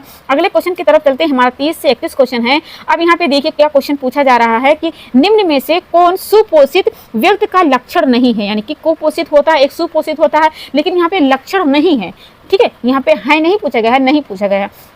ऑप्शन है सही समय पर गहरी नींद, बी ऑप्शन होता है सही पाचन, सी ऑप्शन होता है मोटापा, डी ऑप्शन होता है सुसंगठित शरीर होता है। 31 को आपको बताना है कि क्या होगा। तो सुपोषित व्यक्ति का लक्षण नहीं है, तो नहीं में क्या हो जाएगा, आपका मोटापा होगा। बाकी जो तीनों होते हैं वो क्या होते हैं, वो लक्षण होते हैं। ठीक है, चलिए यहाँ पे सही समय पर गहरी नींद, सही पाचन, सुसंगठित शरीर होगा आपका, लेकिन क्या मोटापा हो जाएगा, ये आपके लक्षण में नहीं काउंटिंग होता है। चलिए हमारा अगला क्वेश्चन 31 से हमारा 32 क्वेश्चन आपसे देखिए। यहाँ पे 32 नंबर का क्वेश्चन आपसे क्या पूछा जा रहा है कि खनिज लवण हमारे शरीर के कुल भार का कितना प्रतिशत भाग निर्माण करते हैं। ठीक है, यानी कि जो भी आपने खनिज लवण ग्रहण किया है वो आपके कुल भार के अकॉर्डिंग कितना प्रतिशत आपका शरीर का निर्माण करते हैं। चलिए आप इससे बताओगे तो आप किस प्रकार से बताओगे, चलिए बताइए कि क्या होगा इसका राइट आंसर। आपके पास ऑप्शन दिए गए हैं। पहला वाला ए 15 से 20, बी ऑप्शन होता है 20 से 30%, सी ऑप्शन होता है 30 से 40, डी ऑप्शन होता है 4 से 5। चलिए बताइए इसका राइट आंसर क्या होगा। तो इसका राइट आंसर होगा वो होगा डी वाला ऑप्शन, यानी कि 4 से 5 होगा। अगर आपसे पूछा जाता है कि जो आपका फैट होता है, यानी कि फैट नहीं पूछा, प्रोटीन बताएं, अगर प्रोटीन बताएं कि आपने भोजन ग्रहण किया उसका कुल ऊर्जा जो आपकी प्राप्ति होती है तो कितना होती है, क्या बताओगे आप, बताओगे 10 से 15 बताओगे। ठीक है, लेकिन अगर आपसे पूछा जाए कि आपने जो भी भोजन ग्रहण किया उसका कुल ऊर्जा जब ग्रहण करते हो तो उसमें जो वसा की मात्रा होती है कितना होती है, तो आप बताओगे 20 से 30 बताओगे। ठीक है, तो यहाँ पे 32 का पूछा गया था खनिज लवण से संबंधित, तो आपके भार का जो निर्माण करता है आपके शरीर का वो करता है 4 से 5% करता है। तो हमारा राइट आंसर हो जाएगा यहाँ पे 32 का डी ऑप्शन करेक्ट हो जाता है। चलते हैं अगले क्वेश्चन की तरफ। हमारा अगला क्वेश्चन है 33 क्वेश्चन पूछा जा रहा है कि गर्भवती स्त्री में प्रायः किन खनिज लवण की कमी हो जाती है। अभी आपने पीछे ही क्वेश्चन कर लिया है, लेकिन वो थोड़ा विवाहित और अविवाहित के बारे में पूछा था। ठीक है, आपने देखा हुआ ना। अब यहाँ पे गर्भवती महिलाओं के बारे में पूछा गया है। चलिए अब बताइए कि किसकी खनिज लवण की कमी हो जाती है। ठीक, आपके पास ऑप्शन है कैल्शियम एवं आयरन, बी ऑप्शन है सोडियम एवं आयोडीन, सी ऑप्शन है सोडियम एवं पोटेशियम, डी ऑप्शन होता है पोटेशियम एवं आयोडीन। चलिए अब इसका राइट आंसर क्या बताओगे। 33 का हमने यहाँ पे सवाल रखा, तो आप क्या बताओगे, जो कैल्शियम यानी कि आयरन की जो कमी होती है और कैल्शियम की जो कमी होती है वो कमी देखी जाती है जो गर्भवती स्त्री होती है, इसलिए तो वो क्या करती है, दवाई के रूप में कैल्शियम और आयरन की गोली खाती हैं। अगर वो न्यूट्रिशन के रूप में यानी कि अपने खाद्य पदार्थ में अपनी थाली में उसको नहीं शामिल कर पाती हैं तो वो दवाई के रूप में वो जरूर ग्रहण करती हैं। अगर नहीं करती हैं तो क्या होती है, उनके शरीर में खून की कमी, उनका बेबी जो होता है सही से उनका विकास नहीं हो पाता है। तो गर्भवती महिला को इनकी जो कमी हो जाती है तो आयरन और कैल्शियम की कमी हो जाती है, क्योंकि बेबी का सब डेवलपमेंट उसके माँ के आहार से ही होता है। अब यहाँ पे 34 नंबर का क्वेश्चन है, किसी व्यक्ति का बॉडी मास इंडेक्स BMI ज्ञात करने के लिए किन तथ्यों की आवश्यकता होती है। आपके पास ऑप्शन है 4, उसके वजन की, बी ऑप्शन होता है उसके लंबाई की, सी ऑप्शन होता है वजन एवं लंबाई दोनों, डी ऑप्शन होता है उसके आय की। अब यहाँ पे बॉडी मास इंडेक्स BMI को ज्ञात करने के लिए आवश्यकता को पूछा हुआ, आपको इसका राइट आंसर बताना। 34 का यहाँ पे है। चलिए बताइए इसका क्या होगा। देखो सबसे पहले आप ये जान लो कि जब BMI चेक किया जाता है तो क्या किया जाता है, पहले यहाँ पे लिखा जाता है बॉडी, ठीक है, बॉडी मास इंडेक्स लिखा जाता है, ऊपर लिखा जाता है वजन या फिर किग्रा और नीचे लिखा रहता है लंबाई मीटर में। यानी कि ये आपका सूत्र होता है, यानी कि आपका लिखा रहेगा बॉडी मास इंडेक्स बटा लिखा रहेगा वजन किग्रा ऊपर लिखा रहेगा यहाँ पे, और लंबाई मीटर जो होता है नीचे लिखा रहेगा। यहाँ पे आपके वहाँ क्वेश्चन में आपसे ये पूछा जा सकता है। ठीक है, यहाँ पे ये बात तो आपसे नहीं पूछा गया, आपसे पूछा गया है कि तथ्यों की जो आवश्यकता होती है बॉडी मास की किसके होती है, किसके लिए आप करते हो। तो आपको चुनना पड़ेगा वजन और लंबाई के लिए क्या करते हो, बॉडी मास इंडेक्स का आप क्या करते हो, टूल का इस्तेमाल करते हो। यानी कि आपका राइट आंसर होगा वो कौन सा होगा, 34 का सी ऑप्शन सही हो जाता है। चलिए देखते हैं अगला क्वेश्चन क्या है।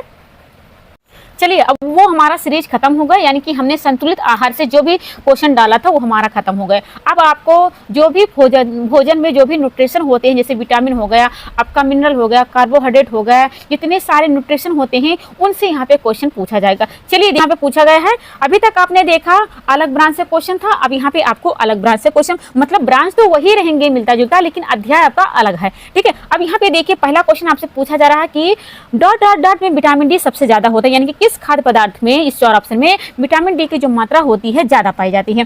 पहला ऑप्शन कहता है बिनोला कॉटन सीड का तेल, बी ऑप्शन कहता है जैतून का तेल, सी ऑप्शन कहता है कॉड लीवर मछली का तेल, डी ऑप्शन कहता है सूरजमुखी का तेल। तो विटामिन डी जो सबसे ज़्यादा पाया जाता है वो पाया जाता है कॉड लीवर कहें या फिर मछली का तेल में ज़्यादा पाया जाता है। वो भी क्या होता है, मछली का जो तेल होता है उसमें ओमेगा जो 3 होता है यानी कि फैट जो होता है वो पाया जाता है, जो क्या होता है बहुत सारी बीमारियों के लिए काम भी आता है, जैसे कि हृदय रोग हो गया, उच्च कोलेस्ट्रॉल हो गया, कमजोरी है, कैंसर से पीड़ित है, मधुमेह है, सूजन है, गठिया है, एड्स है, अल्जाइमर का रोग है, नेत्र का है, अल्सर है। तो इन सब का उपचार के लिए क्या किया जाता है, मछली तेल का इस्तेमाल किया जाता है। यानी कि मछली का तेल क्या होता है, बहुत महत्वपूर्ण होता है आपके स्वास्थ्य के लिए। तो हमारा पहला यानी कि पहला का जो राइट आंसर होगा वो होगा सी ऑप्शन होता है। वैसे आप तो जानते हैं कि विटामिन डी क्या होता है, सूर्य का अच्छा स्रोत माना जाता है, यानी कि सूर्य से उसका बहुत ज़्यादा कनेक्शन अच्छा होता है, यानी कि उससे सूर्य से क्या होता है विटामिन डी की पूर्ति होती है।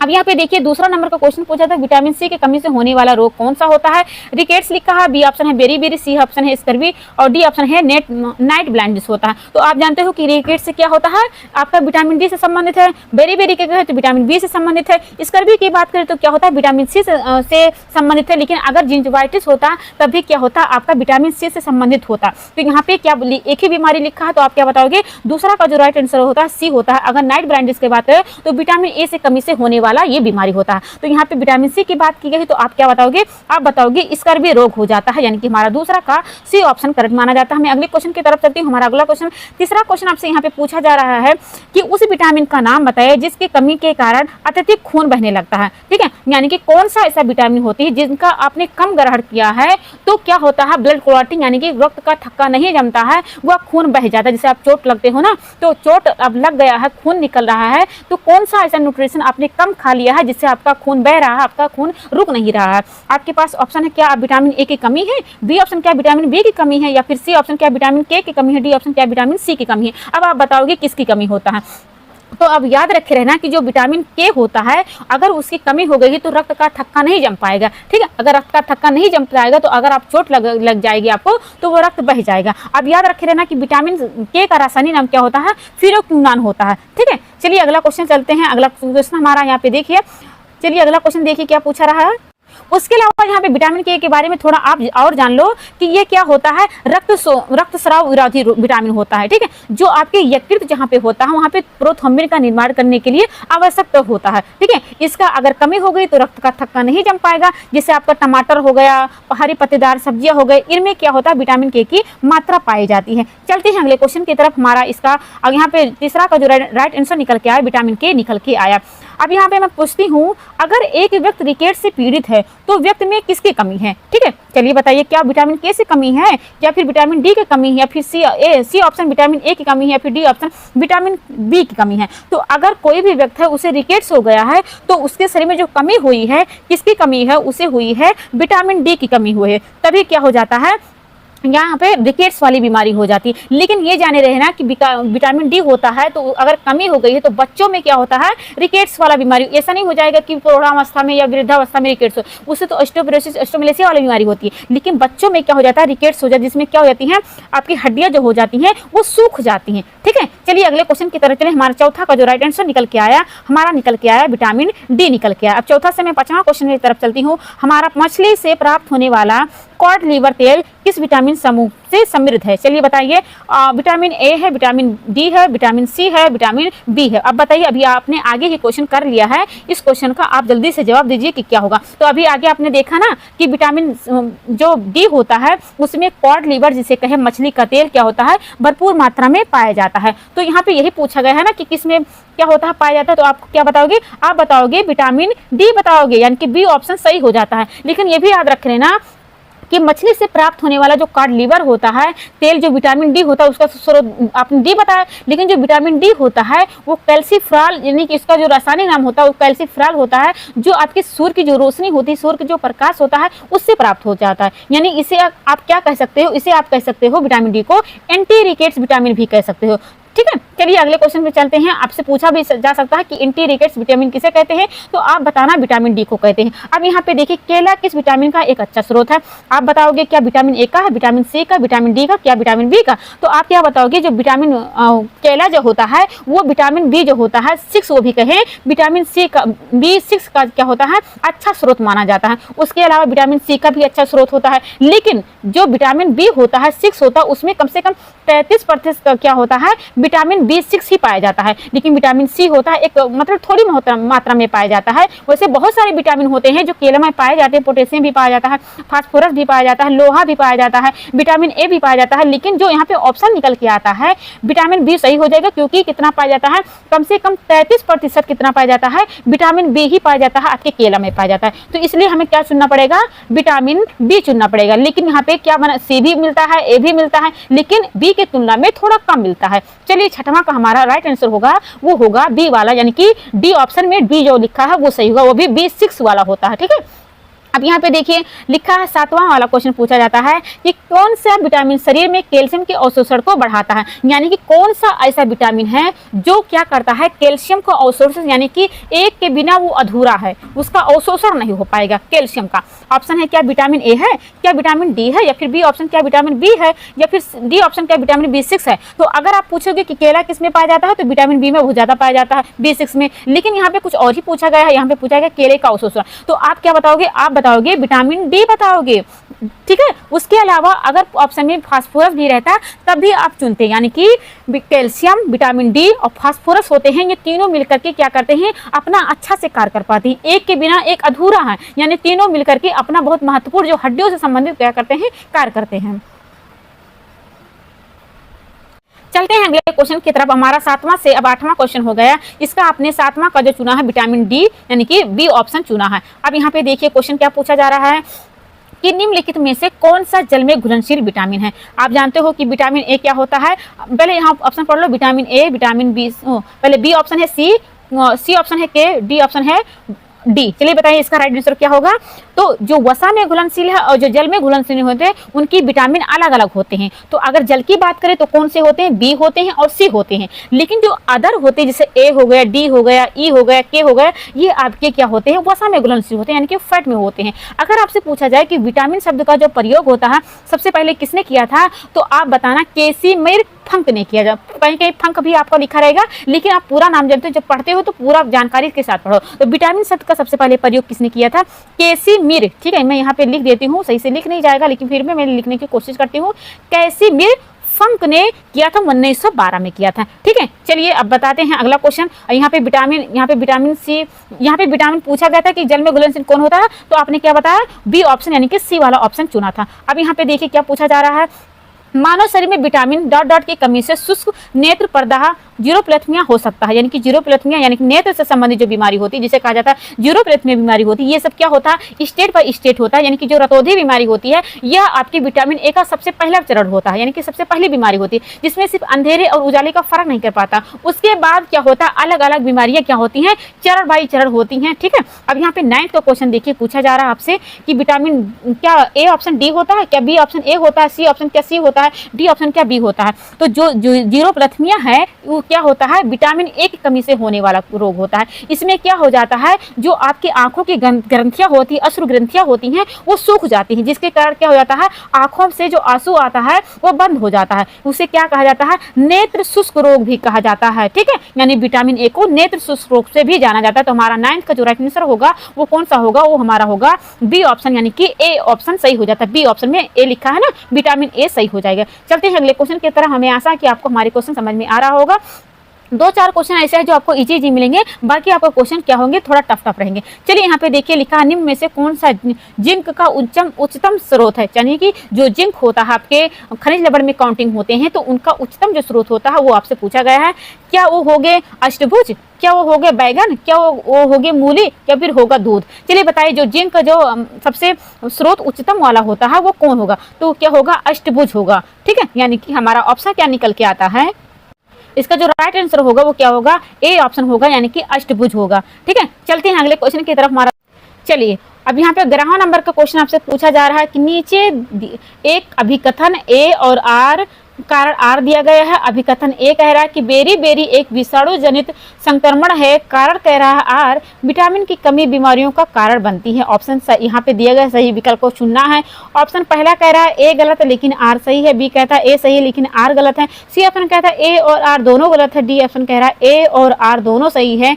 लेकिन जो यहाँ पे आर है ए की उचित व्याख्या। चलिए आप इसे अगर चुनोगे तो किस रूप में चुनोगे, चलिए फटाफट से आप बताओ। तो आप यहाँ पे क्या आप चुनना पहले जो बेरी रोग है वो क्या होता है, थायमिन से यानी विटामिन बी के कमी से होने वाला रोग होता है, ठीक है। लेकिन यहाँ पे क्या बताया है, जो पे अभिकथन आपका दिया गया है वो क्या है, गलत है, ठीक है, यानी कि ए आपका गलत है। जो विषाणु जनित रोग नहीं होता है ये आपका विटामिन B1 की कमी से यानी कि थायमिन्स की कमी से होने वाला रोग होता है। तो पहला तो आपका गलत हो जाता है। लेकिन जो आपका लिखा है विटामिन की कमी से बीमारियों का कारण बनती है, ये आपका ऑप्शन जो हो जाता है सही हो जाता है। लेकिन हमारा ऑप्शन क्या निकल के आता है, ए गलत है, आर सही है, यानी कि हमारा विटामिन की कमी से बीमारियों का कारण बनता है। जैसे आपका रतौंधी हो गया, यूरोप्लेथमिया हो गया, स्कर्वी हो गया, जिंजाइटिस हो गया, रिकेट्स हो गया, स्टोपोरोसिस हो गया, स्टोबेलेसिया हो गया, ये सब क्या होता है, विटामिन की कमी से होने वाला रोग हो गया, ठीक है। तो आपका आर सही है लेकिन ए क्या है, गलत है। तो हमारा ऑप्शन के रहा क्या आएगा, A option is the right answer होगा। चलते हैं अगले क्वेश्चन की तरफ। अब यहाँ पे देखिए क्या पूछा जाता है, ऐसा कौन सा विटामिन है जिसकी अत्यधिक मात्रा में सेवन से वह शरीर में संग्रहित हो जाते हैं और घातक प्रभाव डालते हैं। ऑप्शन है बी कॉम्प्लेक्स, बी ऑप्शन है आई तथा सी ऑप्शन है बी तथा सी, डी ऑप्शन है ए तथा डी। चलिए आप बताइए 12वां का राइट आंसर क्या बताओगे आप।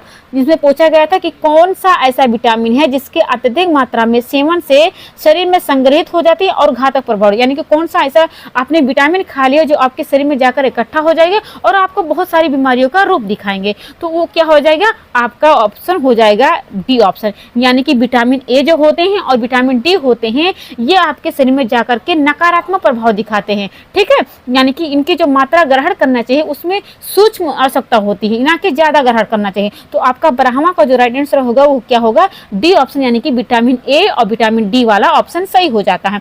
अब मैं चलती हूँ 13वां क्वेश्चन। देखिए लिखा है, निम्नलिखित में से कौन सा वसा में घुलनशील विटामिन है जो खून के थक्के, हड्डी, उपापचय और खून में कैल्शियम के स्तरों को नियंत्रित करने में भूमिका निभाता है। तो आप इतना जाने रहना कि जो खून का संबंध होता है वो विटामिन के से ही होता है। तो आप वैसे भी ऑप्शन पढ़ करके ही आप ऑप्शन बिना पढ़े ही बता सकते हो, ठीक है। तो ये आपका होगा नहीं, आपका विटामिन के हो जाएगा। फटाफट से क्वेश्चन को हल करते चलते हैं। चलिए अब अगले पॉइंट पे हम आ गए हैं। अब यहाँ पे क्वेश्चन देखने को मिलेंगे, वो आपके रहेंगे विकास से संबंधित, जो आपके मानसिक डेवलपमेंट होता है, आपका भावनात्मक डेवलपमेंट होता है, किसी भी बच्चे के जो भी डेवलपमेंट होते हैं उन डेवलपमेंट के बारे में यहाँ पे क्वेश्चन देखने को मिलेगा। सबसे पहला हमारा क्वेश्चन बनता है, मानव विकास शुरू होता है। आपके पास ऑप्शन है शैशवावस्था में, बी ऑप्शन होता है पूर्व बाल्यावस्था में, सी ऑप्शन होता है उत्तर बाल्यावस्था में, डी ऑप्शन होता है परसों पूर्व अवस्था में। चलिए आप इसका राइट आंसर क्या बताओगे। तो जो मानव का विकास शुरू होता है वो होता है परसों पूर्व अवस्था में होता है, ठीक है। यानी कि सबसे पहले भ्रूण बनेगा, फिर उसके बाद में शिशु बनता है, फिर उसके बाद में बालक बनता है, फिर किशोर बनता है, फिर युवक बनता है, उसके बाद में प्रौढ़ बनता है, फिर क्या होता है, बुढ़ा हो जाता है। तो ये क्या होता है, परसों पूर्व की अवस्था से होता है। यानी कि मानव का विकास क्या होता है, शुरू आपका यहाँ से परसों से पूर्व अवस्था से हो जाता है। यानी कि हमारा ऑप्शन क्या निकल के आया, पहला का डी ऑप्शन सही हो जाता है। चलते हैं अगले क्वेश्चन की तरफ। हमारा पहला से दूसरा क्वेश्चन है, पूछा जा रहा है आपसे, विकास किस प्रकार की क्रिया है, यानी कि विकास जो होता है किस प्रकार की क्रिया होता है। आपके पास ऑप्शन है, क्या मात्रात्मक होता है, क्या गुणात्मक होता है, सी ऑप्शन क्या अपमाननीय होता है, या डी ऑप्शन मात्रात्मक और गुणात्मक दोनों होता है। तो आपका जो विकास होता है वो क्या होता है, जीवन पर्यंत चलने वाली प्रक्रिया होती है, लेकिन वृद्धि क्या होती है, एक टाइम तक होती है, ठीक है। तो विकास क्या होता है, आपका मात्रात्मक होता है और गुणात्मक होता है, यानी कि लंबाई बढ़ता है, आपका वजन बढ़ता है, घटता है, ठीक है, इस प्रकार से होता है। तो मात्रात्मक क्वांटिटी भी होती है और क्वालिटी भी होती है। तो आपका दूसरा का क्या होगा, डी ऑप्शन हो जाएगा। विकास क्या होता है, चलने वाली एक सतत प्रक्रिया होती है। चलते हैं, हमने दूसरा का डी ऑप्शन चुना था। अब यहाँ पे पूछा गया है आपसे, देखिए क्या पूछा गया है कि मनोवैज्ञानिक रॉस ने विकास की अवस्थाओं का वर्गीकरण कितने भागों में किया है। चलिए बताइए कि कितने भागों में किया है। तो यहाँ पे बताना है कि जो विकास की अवस्था, जैसे आप पढ़ते हो शैशवावस्था, प्रारंभिक अवस्था, बाल्य अवस्था, तो आपको बताना कि रॉस ने कितने भागों में उसको बांटा हुआ है। अलग अलग जी ने अलग अलग प्रकार से बांटा हुआ है ना। तो यहाँ पे बताना कि कितने भागों में बांटा, पहला है क्या 2 में बांटा है, या 4 में, या फिर क्या इन्होंने 3 में बांटा है, या फिर डी ऑप्शन में 5 में बांटा है। तो याद रख लेना कि जो रॉस जी हैं उन्होंने जो विकास की अवस्थाएं होती हैं वो बांटा उन्होंने 4 प्रकार के, ठीक है।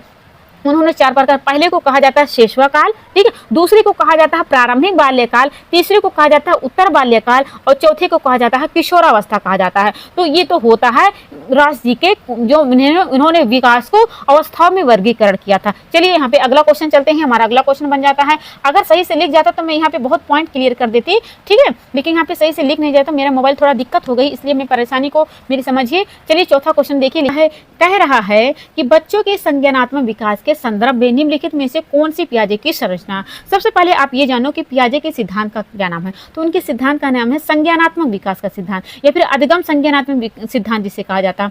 और ऑप्शन देखिए, अनुबंधन, बी ऑप्शन होता है कर्मी विकास, सी ऑप्शन होता है नैतिक विकास, डी ऑप्शन होता है स्कीमा होता है। तो जो यहाँ पे पियाजे जी हैं उन्होंने क्या किया है, अपना जो संज्ञानात्मक संरचना है उसको संशोधित और परिवर्तित किया है स्कीमा शब्द को लेकर के, यानी कि चौथा का जो राइट आंसर होगा वो डी ऑप्शन होगा, करेक्ट होगा। चलिए अगले क्वेश्चन की तरफ चलिए, फटाफट से क्वेश्चन को हल करते चलते हैं।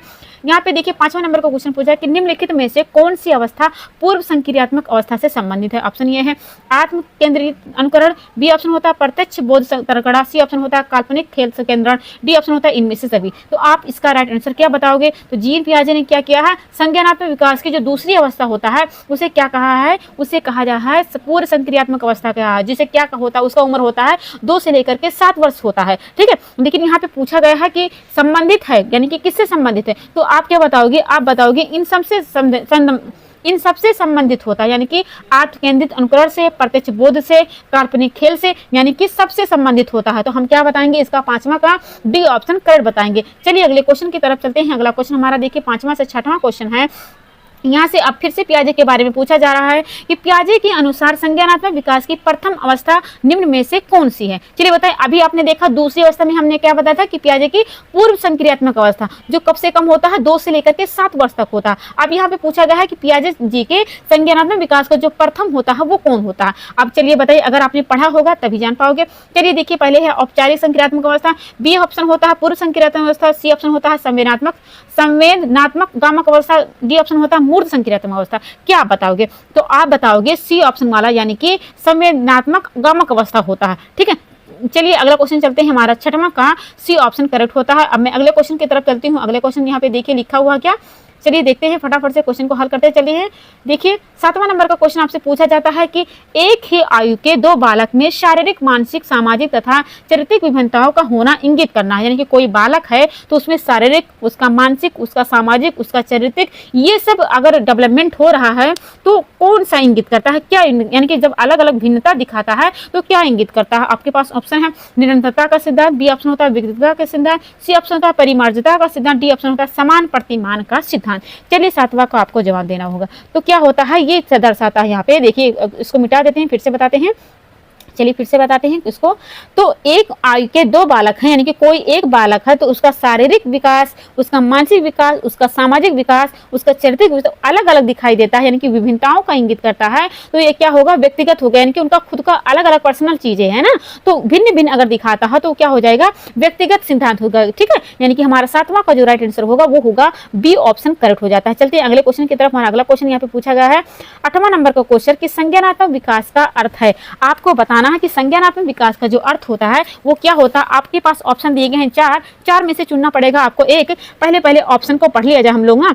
पहले लिखा है व्यक्तिगत विकास, दूसरा होता है बी ऑप्शन होता है बच्चे का विकास, सी ऑप्शन होता है अभियोग्यता का विकास, डी ऑप्शन होता है शारीरिक कौशल का विकास। तो आप क्या चुनोगे, आप चुनोगे जो ऑप्शन होता है अभियोग्यता का विकास, यानी संज्ञानात्मक विकास का जो अर्थ होता है वो होता है अभियोग्यता का विकास होता है। चलिए अगले क्वेश्चन चलते हैं। 8वां का हमारा सी ऑप्शन करेक्ट हो जाता है। अब मैं अगला क्वेश्चन पूछती हूँ कि बच्चों के संज्ञानात्मक विकास के 4 अवस्थाओं का प्रतिपादन किसने किया है, यानी कि जो बच्चों का संज्ञानात्मक विकास है किसने 4 अवस्थाओं में बांटा है। चलिए बताइए फटाफट से क्या होता है। अभी ये क्वेश्चन आपने किया है ना, पूर्व संक्रियात्मक अवस्था, ये सब आपने औपचारिक संक्रियात्मक अवस्था। अब यहाँ पे पूछा गया है वही जो 4 अवस्था होती है तो किसने बांटा है। ऑप्शन आपके पास है पियाजे ने बांटा है, क्या कोहलन ने बांटा है, क्या स्किनर ने बांटा है, क्या इरिक्सन ने बांटा है। तो आप क्या बताओगे, आप बताओगे पियाजे ने बांटा है, ठीक है। अभी हमने आगे बताया नहीं था कि पियाजे ने ही क्या किया है, 4 प्रकार की अवस्थाओं को बांटा है। पहले को कहे उसे कहा जाता है संवेदनात्मक कामक अवस्था, जो क्या होता है जन्म से लेकर के 2 वर्ष तक चलती है। दूसरा होता है जिसे कहा जाता है पूर्व संक्रियात्मक अवस्था, जो समय उसका होता है 2 से लेकर के 7 वर्ष होता है। तीसरा होता है मूर्त संक्रियात्मक अवस्था, जो समय होता है 7 से लेकर के 12 वर्ष होता है। और लास्ट में चौथा जो होता है उसे कहा जाता है औपचारिक संक्रियात्मक अवस्था, जो 12 से लेकर के 15 वर्ष तक चलती है। तो यहाँ पे पियाजे जी का क्या हो जाएगा, राइट हो जाएगा, यानी कि 9th का हमने पियाजे जी को करेक्ट माना है। मैं अगला क्वेश्चन पढ़ के बताती हूँ। 10वां क्वेश्चन आपसे पूछा जाता है, किस मनोविज्ञान ने सामाजिक सांस्कृतिक सिद्धांत का प्रतिपादन किया है। चलिए फटाफट से इसका राइट आंसर बताइए कि सामाजिक सांस्कृतिक जो सिद्धांत होता है किसने दिया है। आपके पास ऑप्शन है, क्या कोहलबर्ग ने दिया है, क्या वाइगोत्स्की ने दिया है, क्या पियाजे ने, क्या फिर हॉरलॉक ने दिया है। तो आप क्या बताओगे, आप बताओगे वाइगोत्स्की ने क्या किया है, सामाजिक सांस्कृतिक सिद्धांत का इन्होंने प्रतिपादन किया है। चलते हैं अगले क्वेश्चन की तरफ। अगर क्लास आपको अच्छा लग रहा है तो प्लीज, अगर नए लोग हो तो चैनल को सब्सक्राइब कर सकते हो, बहुत अच्छे आपको क्वेश्चन देखने को मिल रहा होगा। वैसे भी चलिए देखिए, खैर कोई बात नहीं। 11वां क्वेश्चन देखिए, लिखा है निगमनात्मक चिंतन संबंधित है। आपके पास ऑप्शन है, ए औपचारिक संक्रियात्मक अवस्था, बी ऑप्शन होता है मूर्त संक्रियात्मक अवस्था, सी ऑप्शन होता है पूर्व संक्रियात्मक अवस्था, डी ऑप्शन होता है संवेदी गत्यात्मक अवस्था। अब बताओ निगमनात्मक चिंतन जो संबंधित होती है वो किसे होता है, तो वो होता है औपचारिक संक्रियात्मक अवस्था होती है। ठीक है, औपचारिक संक्रियात्मक जो औपचारिक संक्रियात्मक अवस्था होता है उसका जो समय होता है कितना होता है, 12 से लेकर के कितना होता है, 15 वर्ष तक के होता है, जो किसने दिया है, पियाजे जी ने दिया है। ठीक है, चलिए देखिए अब यहाँ पे देखिए लिखा है बूर्नर का संज्ञानात्मक विकास का सिद्धांत संबंधित है। ऑप्शन ये है वर्गीकरण, बी ऑप्शन है अमूर्त चिंतन, सी ऑप्शन होता है मूर्त चिंतन, डी ऑप्शन होता है आत्मविश्वास होता है। तो बूर्नर का संज्ञानात्मक विकास का जो सिद्धांत है वो संबंधित होता है, वो जो संबंधित होता है 12वां का हमने यहाँ पे क्वेश्चन रखा है ना, तो वो होता है वर्गीकरण पे आधारित होता है, यानी कि हमारा 12वां का जो ऑप्शन निकल के आएगा वो ए ऑप्शन सही हो जाएगा। चलिए फटाफट से क्वेश्चन को हल करते चलिए। देखिए अब यहाँ पे 13वां क्वेश्चन पूछा गया है कि वृद्धि एवं विकास का मुख्य सिद्धांत है। ऑप्शन ये है एकता का नियम, बी ऑप्शन है समानता का नियम, सी ऑप्शन तत्परता का नियम, डी ऑप्शन है व्यक्तित्व अंतर का सिद्धांत। चलिए वृद्धि और विकास का जो मुख्य सिद्धांत है वो आपको बताना, यहाँ पे 13वां क्वेश्चन है, तो वो क्या होता है, व्यक्तित्व अंतर का सिद्धांत होता है। चलिए देखते हैं हमारा यहाँ पे 13वां का जो राइट आंसर होगा वो होगा डी ऑप्शन करेक्ट हो जाता है। अगले क्वेश्चन की तरफ चलते हैं। अब 14 हमारा 13वां से 14वां क्वेश्चन, मानव विकास को जिन क्षेत्रों में विभाजित किया जाता है वो क्षेत्र होता है, यानी कि कोई भी अगर मनुष्य होता है तो वो जो उनका डेवलपमेंट होता है किन क्षेत्रों में होता है। आपके पास ऑप्शन है शारीरिक, आध्यात्मिक, संज्ञानात्मक और सामाजिक, बी ऑप्शन होता है शारीरिक, संज्ञानात्मक, संवेगात्मक और सामाजिक, सी ऑप्शन होता है संवेगात्मक, संज्ञानात्मक, आध्यात्मिक और सामाजिक मनोवैज्ञानिक, डी ऑप्शन होता है मनोवैज्ञानिक, संज्ञानात्मक, संवेगात्मक और शारीरिक। यानी आपको बताना है कि कौन सा ऐसी लाइन है जो कंप्लीट होती है मानव के विकास के लिए। ठीक है, तो आपके इस लाइन में क्या होता है, यहाँ पे आध्यात्मिक दिया गया है जबकि आध्यात्मिक नहीं होना चाहिए। ठीक है, आपका यहाँ पे जो ऑप्शन निकल के आता है उसके बाद में बी ऑप्शन देखिए, बी ऑप्शन में आपका क्या हो जाता है, यहाँ पे लिखा शारीरिक विकास, यानी कि मानव का जो विकास होता है वो शारीरिक विकास होता है। संज्ञानात्मक विकास यानी कि मनुष्य का जो विकास होता है संज्ञानात्मक विकास होता है। संवेगात्मक विकास यानी कि इमोशनल डेवलपमेंट वो भी होता है। सामाजिक विकास वो भी होता है। यानी कि ये चारों क्या हो जाते हैं, शारीरिक, संज्ञानात्मक, संवेगात्मक, सामाजिक, ये क्या होते हैं, मानव विकास को क्या कहते हैं, डेवलपमेंट के क्षेत्र होते हैं। बाकी सी ऑप्शन में आपका ये नहीं होगा, डी ऑप्शन वाला आपका नहीं होगा। आपका जो राइट आंसर होगा वो कौन सा होगा, वो होगा आपका बी ऑप्शन वाला करेक्ट हो जाता है। चलते हैं अगले क्वेश्चन की तरफ, 14 से 15 क्वेश्चन की तरफ चलते हैं। 14वां का हमने बताया था बी ऑप्शन करेक्ट बताया था। अब 15वां का देखिए लिखा है विकास में वृद्धि से आशय है। ठीक है, यानी कि जो विकास होता है वो वृद्धि से आशय क्या होता है, वो ऑप्शन है आकार, सोच समझ कौशल में वृद्धि, बी ऑप्शन होता है समय में वृद्धि, सी ऑप्शन होता है ज्ञान में वृद्धि, डी ऑप्शन में भार में वृद्धि। चलिए 15वां का राइट आंसर बताइए कि क्या होगा। तो इसका राइट आंसर होगा विकास में वृद्धि से जो आशय होता है वो होता है आकार में, सोच में, समझ कौशल में, इन सब में क्या होता है। चलते हैं अगले क्वेश्चन की तरफ। 15वां का हमने ए ऑप्शन चुना था। अब यहाँ पे देखिए क्वेश्चन आपसे पूछा जाता है कि 16वां क्वेश्चन, विकास की अवस्था में उत्तर बाल्यावस्था कब माना जाता है। उत्तर बाल्यावस्था के बारे में पूछा गया है, बाल्यकाल के बारे में पूछा गया है। आपके पास ऑप्शन है 2 से 6 वर्ष, बी ऑप्शन है 13 से 18, सी ऑप्शन है 6 से 12, डी ऑप्शन होता है 9 से 13। चलिए बताइए फटाफट से इसका राइट आंसर क्या होगा। तो उत्तर बाल्यावस्था अगर पूछा जाए, बाल्यकाल पूछा जाए तो आप क्या बताओगे, 6 से लेकर के 12 बताओगे। 13 से 18 अगर पूछा गया तो आप क्या बताओगे, किशोरावस्था बताओगे। ठीक है, चलते हैं अगले क्वेश्चन की तरफ। हमारा अगला क्वेश्चन है, अब यहाँ पे 17वां क्वेश्चन देखिए लिखा है विकास की किस अवस्था में बाल अपराधों की संख्या सर्वाधिक होती है। यानी कि कौन सी ऐसी अवस्था होती है उस अवस्था में जो बालक होते हैं वो अपराध के सर्वाधिक होते हैं। चलिए बताइए किस में होता है, यानी कि कौन सा ऐसा उम्र होता है जिसमें वो अपराध ज्यादा करते हैं। ठीक है, ऑप्शन आपके पास ये है 4। पहला है उत्तर बाल्यकाल अवस्था, बी ऑप्शन होता है प्रौढ़ावस्था, सी ऑप्शन किशोरावस्था, डी ऑप्शन मध्य प्रौढ़ावस्था। चलिए बताइए इसका राइट आंसर क्या होगा। तो आप सभी जानते हो कि जो किशोरावस्था वाला टाइम होता है वो कैसा होता है, तूफान वाला अवस्था होता है, तनाव वाला होता है, संघर्ष वाला अवस्था होता है। ठीक है, जिसे विरोधी अवस्था भी कहा जाता है। तो इसमें क्या हो जाता है, अपराध की, जिसे आतंकवादी भी बना सकते हो। इस अवस्था में बहुत सारे आप देखते हो ना 13 से 18 वर्ष के उम्र में बहुत सारे आतंकवादी भी बन जाते हैं, ठीक है। तो ये तूफान वाला जिस फील्ड में जाएंगे उस फील्ड में हो जाएंगे, ठीक है। तो किशोरावस्था वाला आपका सही हो जाता, इसलिए तो इसको कहा गया, स्टेनहाल ने क्या कहा है कि जो किशोरावस्था होता है वो इस प्रकार की जो अवस्था होती है इसमें संघर्ष होता है, तनाव होता है, तूफान होता है और उरोधी का अवस्था भी होता है, यानी कि स्टेनहाल ने कहा है। तो आप याद रख लेना कि जो बालिक अपराधों की जो दिक्कतें आती हैं वो किशोर अवस्था में काउंटिंग होती है। तो हमारा जो राइट आंसर होगा वो 17वां का सी ऑप्शन करेक्ट हो जाएगा, यानी कि किशोरावस्था। चलते हैं अगले क्वेश्चन की तरफ। 17वां से 18वां क्वेश्चन आपसे पूछा जा रहा है कि विकास कभी ना समाप्त होने वाली प्रक्रिया है, यह विकास के किस सिद्धांत से संबंधित है? चलिए बताइए किस सिद्धांत से संबंधित है? क्या निरंतरता का सिद्धांत है, या फिर क्या व्यक्तित्व अंतर का सिद्धांत है, या फिर एकीकरण का सिद्धांत है, या फिर क्रमता का सिद्धांत है? तो आप क्या बताओगे? ये निरंतर का सिद्धांत, यानी कि लगातार चल रही है ना, विकास कभी ना समाप्त होने वाली प्रक्रिया, यानी कि निरंतर लगातार चल रही। तो आपको क्या चुनना पड़ेगा? आपको चुनना पड़ेगा ए ऑप्शन चुनना पड़ेगा, यानी कि निरंतरता का सिद्धांत। चलते हैं 18वां का हमें ए ऑप्शन करेक्ट मिल गया। अब 19 क्वेश्चन देखिए, पूछा जा रहा है आपसे विकास एक ऐसी प्रक्रिया है जो व्यक्ति के जन्म से लेकर उस समय तक चलती है जब तक वह पूर्ण विकास को प्राप्त नहीं कर लेता है। यह कथन मनोवैज्ञानिक का, यानी कि किस मनोवैज्ञानिक, यानी कि स्टेटमेंट है आपके पास सेल है, बी ऑप्शन है हरलॉक, सी ऑप्शन है मुनरो, डी ऑप्शन है इरा जी गॉर्डन है। चलिए बताइए इसका राइट आंसर क्या होगा? 19 का हमने यहाँ पे दिया था, तो इसका राइट आंसर होगा वो क्या होगा? इरा जी गॉर्डन होगा। चलते हैं अगले क्वेश्चन की तरफ। हमारा क्वेश्चन है आपसे पूछा जाता है 20 नंबर का क्वेश्चन, जन्म के समय एक शिशु के सिर की लंबाई होती है, ऑप्शन है कुल शरीर की लंबाई का आधा, बी ऑप्शन होता है कुल शरीर की लंबाई का 1/3, सी ऑप्शन होता है कुल शरीर की लंबाई का 1/4, डी ऑप्शन होता है कुल शरीर की लंबाई का 40% होता है। तो बेबी का जो सिर होता है वह शिशु के शरीर के अकॉर्डिंग का 1/4 होता है, यानी कि समझो कि अगर यहाँ पे एक डंडा हो गया है, इसको हटा देते हैं 1 मिनट।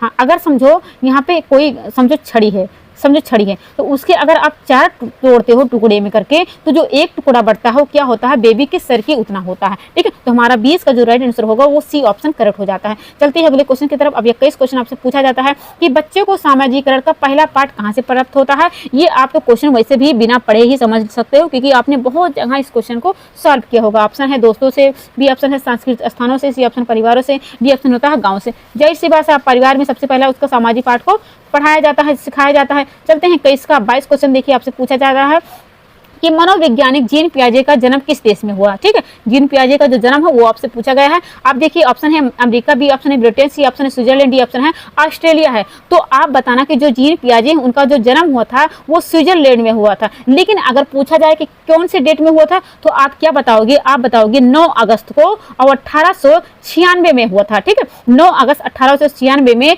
स्विट्जरलैंड में हुआ था। चलते हैं अगले क्वेश्चन की तरफ। 22 से 23 क्वेश्चन यहाँ पे पूछा गया आपसे कि समीप्यता विकास क्रम के अंतर्गत विकास होता है, ठीक। ऑप्शन है पैर से सिर की ओर, बी ऑप्शन होता है बाहर से केंद्र की ओर, सी ऑप्शन होता है सिर से पैर की ओर, डी ऑप्शन होता है केंद्र से बाहर की ओर। चलिए अब बताइए इसका राइट आंसर क्या होगा? हमने 23 का यहाँ पे ऑप्शन आपके पास रखा हुआ था। तो आप क्या बताओगे कि यहाँ पे पूछा गया है समीप्यता के बारे में, विकास के बारे में, तो आप क्या बताओगे? केंद्र से बाहर की ओर होता है, यानी कि पहले जो विकास होगा तो पहले बीच में होगा फिर बाहर का होगा। पहले केंद्र तो ये है ना, और बाहर ये है, तो पहले केंद्र का विकास होगा उसके बाद में बाहर का विकास होता। चलिए अगली बात करते हैं, यानी कि अगर कोई विकास होगा ना तो पहले रीढ़ की हड्डी का विकास होता है, उसके बाद में क्या होता है? भुजाओं का होता है, यानी कि पहले आपके हाथ का विकास होता है ना, फिर आपके उंगली का होता है। ऐसे ही क्या होता है? पहले उंगली का होगा तब हाथ, पहले हाथ का होगा फिर उंगली का होगा ना, तो ऐसे ही केंद्र का पहले होगा फिर क्या होता है? बाहर का होता है। चलते हैं अगले क्वेश्चन की तरफ। हमारा 23 का जो राइट आंसर होगा वो होगा आपका डी ऑप्शन करेक्ट होता है। अब यहाँ पे 24 क्वेश्चन पूछा गया कि किशोरावस्था में आगमन का मुख्य चिन्ह संवेगात्मक विकास के तीव्र परिवर्तन है, यह कथन किस मनोविज्ञान का है? ऑप्शन है कोल और ब्रूस, बी ऑप्शन होता है एलिस क्रो, सी ऑप्शन होता है ब्रिजेज, डी ऑप्शन होता है हरलॉग। चलिए 24 का यहाँ पे राइट आंसर बताना है। आप क्या बताओगे? आपको यहाँ पे स्टेटमेंट बताना था, तो 24 को क्या बताओगे? आप बताओगे कोल और ब्रूस बताओगे, यानी कि आपका ए ऑप्शन करेक्ट होता है। चलते हैं 25 क्वेश्चन देखिए, आपसे पूछा गया है कि संवेग व्यक्ति की उत्तेजित दशा है, यह कथन किस मनोविज्ञानिक का है? बताइए, कोरो एंड क्रो का है, या फिर वाइगोत्स्की का है, या फिर वुडवर्थ का है, या फिर लेविस का है? लेवी का है। चलिए आप क्या बताओगे? 25 का ये स्टेटमेंट है, आप बताओगे यहाँ पे वुडवर्थ का, यानी कि ये स्टेटमेंट याद रखे रहना, क्योंकि बहुत बार एग्जाम में पूछा गया है कि क्या होता है? संवेग एक व्यक्ति की उत्तेजित दशा होती है। तो आपका 25 का जो राइट आंसर होगा वो होगा सी ऑप्शन करेक्ट माना जाता है। अब 25 से अगला क्वेश्चन चलते हैं।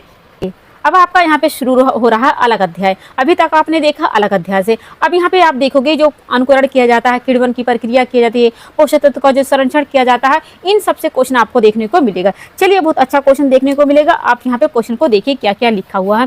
सबसे पहला क्वेश्चन आपसे पूछा जाता है कि खाद्य पदार्थों में पोषक तत्व को संरक्षण के लिए सब्जियों को सर्वप्रथम क्या करना चाहिए। बहुत इजी क्वेश्चन है, लेकिन कभी कभी इजी भी क्वेश्चन किया करना चाहिए, कभी कभी टफ क्वेश्चन भी, यानी कि तीनों चारों लेवल का क्वेश्चन किया, इजी भी, टफ भी और मीडियम वाला भी, तीनों लेवल का क्वेश्चन हल करना चाहिए। क्या पता कभी इजी पूछ ले, क्या पता कभी मीडियम वाला पूछ ले, क्या पता कभी कठिन वाला पूछ ले। ठीक है, ऐसा होता है अक्सर करके कि हम कठिन तैयारी करते हैं तो हम इजी वाला भूल जाते हैं। ठीक है, चलिए देखिए यहाँ पे लिखा हुआ खाद्य पदार्थ में पोषक तत्वों को संरक्षण के लिए सब्जियों को सर्वप्रथम क्या करना चाहिए। आपको क्या काटना चाहिए, क्या धोना चाहिए, क्या छिलके उतारना चाहिए या फिर उबालना चाहिए। तो जाहिर सी बात है उसे धोना चाहिए। धोगे तो उसमें जो न्यूट्रिशन होते हैं वो जल्दी से, जिसे अब देखो विटामिन बी होता है, विटामिन सी होता है, वो आपके जल में घुलनशील होते हैं। तो बहुत सारे ऐसे आप विटामिन सी हो गया तो आप अगर धुल देते हो उसको काटने से पहले तो सही, अगर आपने काटने के बाद धुल दिया है तो उसमें सारे न्यूट्रिशन उसके बह जाएंगे। तो इसलिए क्या करो, काटने से पहले क्या करो, पहले उसको धुल दो। तो धुलने के बाद क्या होगा, उसके जो पोषक तत्व होते हैं वो बरकरार रहेंगे।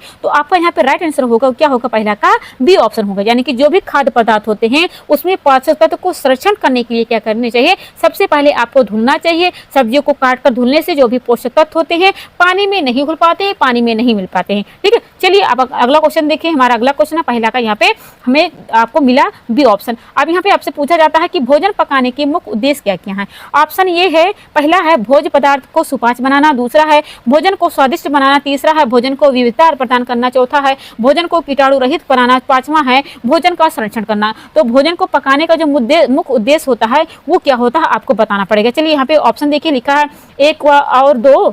ठीक है, पर यहाँ पे ऑप्शन देखिए, एक कहता है, मतलब ए ऑप्शन कहता है 1 व 2, बी ऑप्शन कहता है पहला दूसरा तीसरा, पहला दूसरा चौथा, सी ऑप्शन कहता है दूसरा तीसरा चौथा, डी कहता है उपरोक्त में से सभी। तो भोजन जब पकाने के जो उद्देश्य होते हैं, भोज्य पदार्थ को सुपाच्य बनाने के लिए आप भोजन को क्या करते हो, पकाते हो।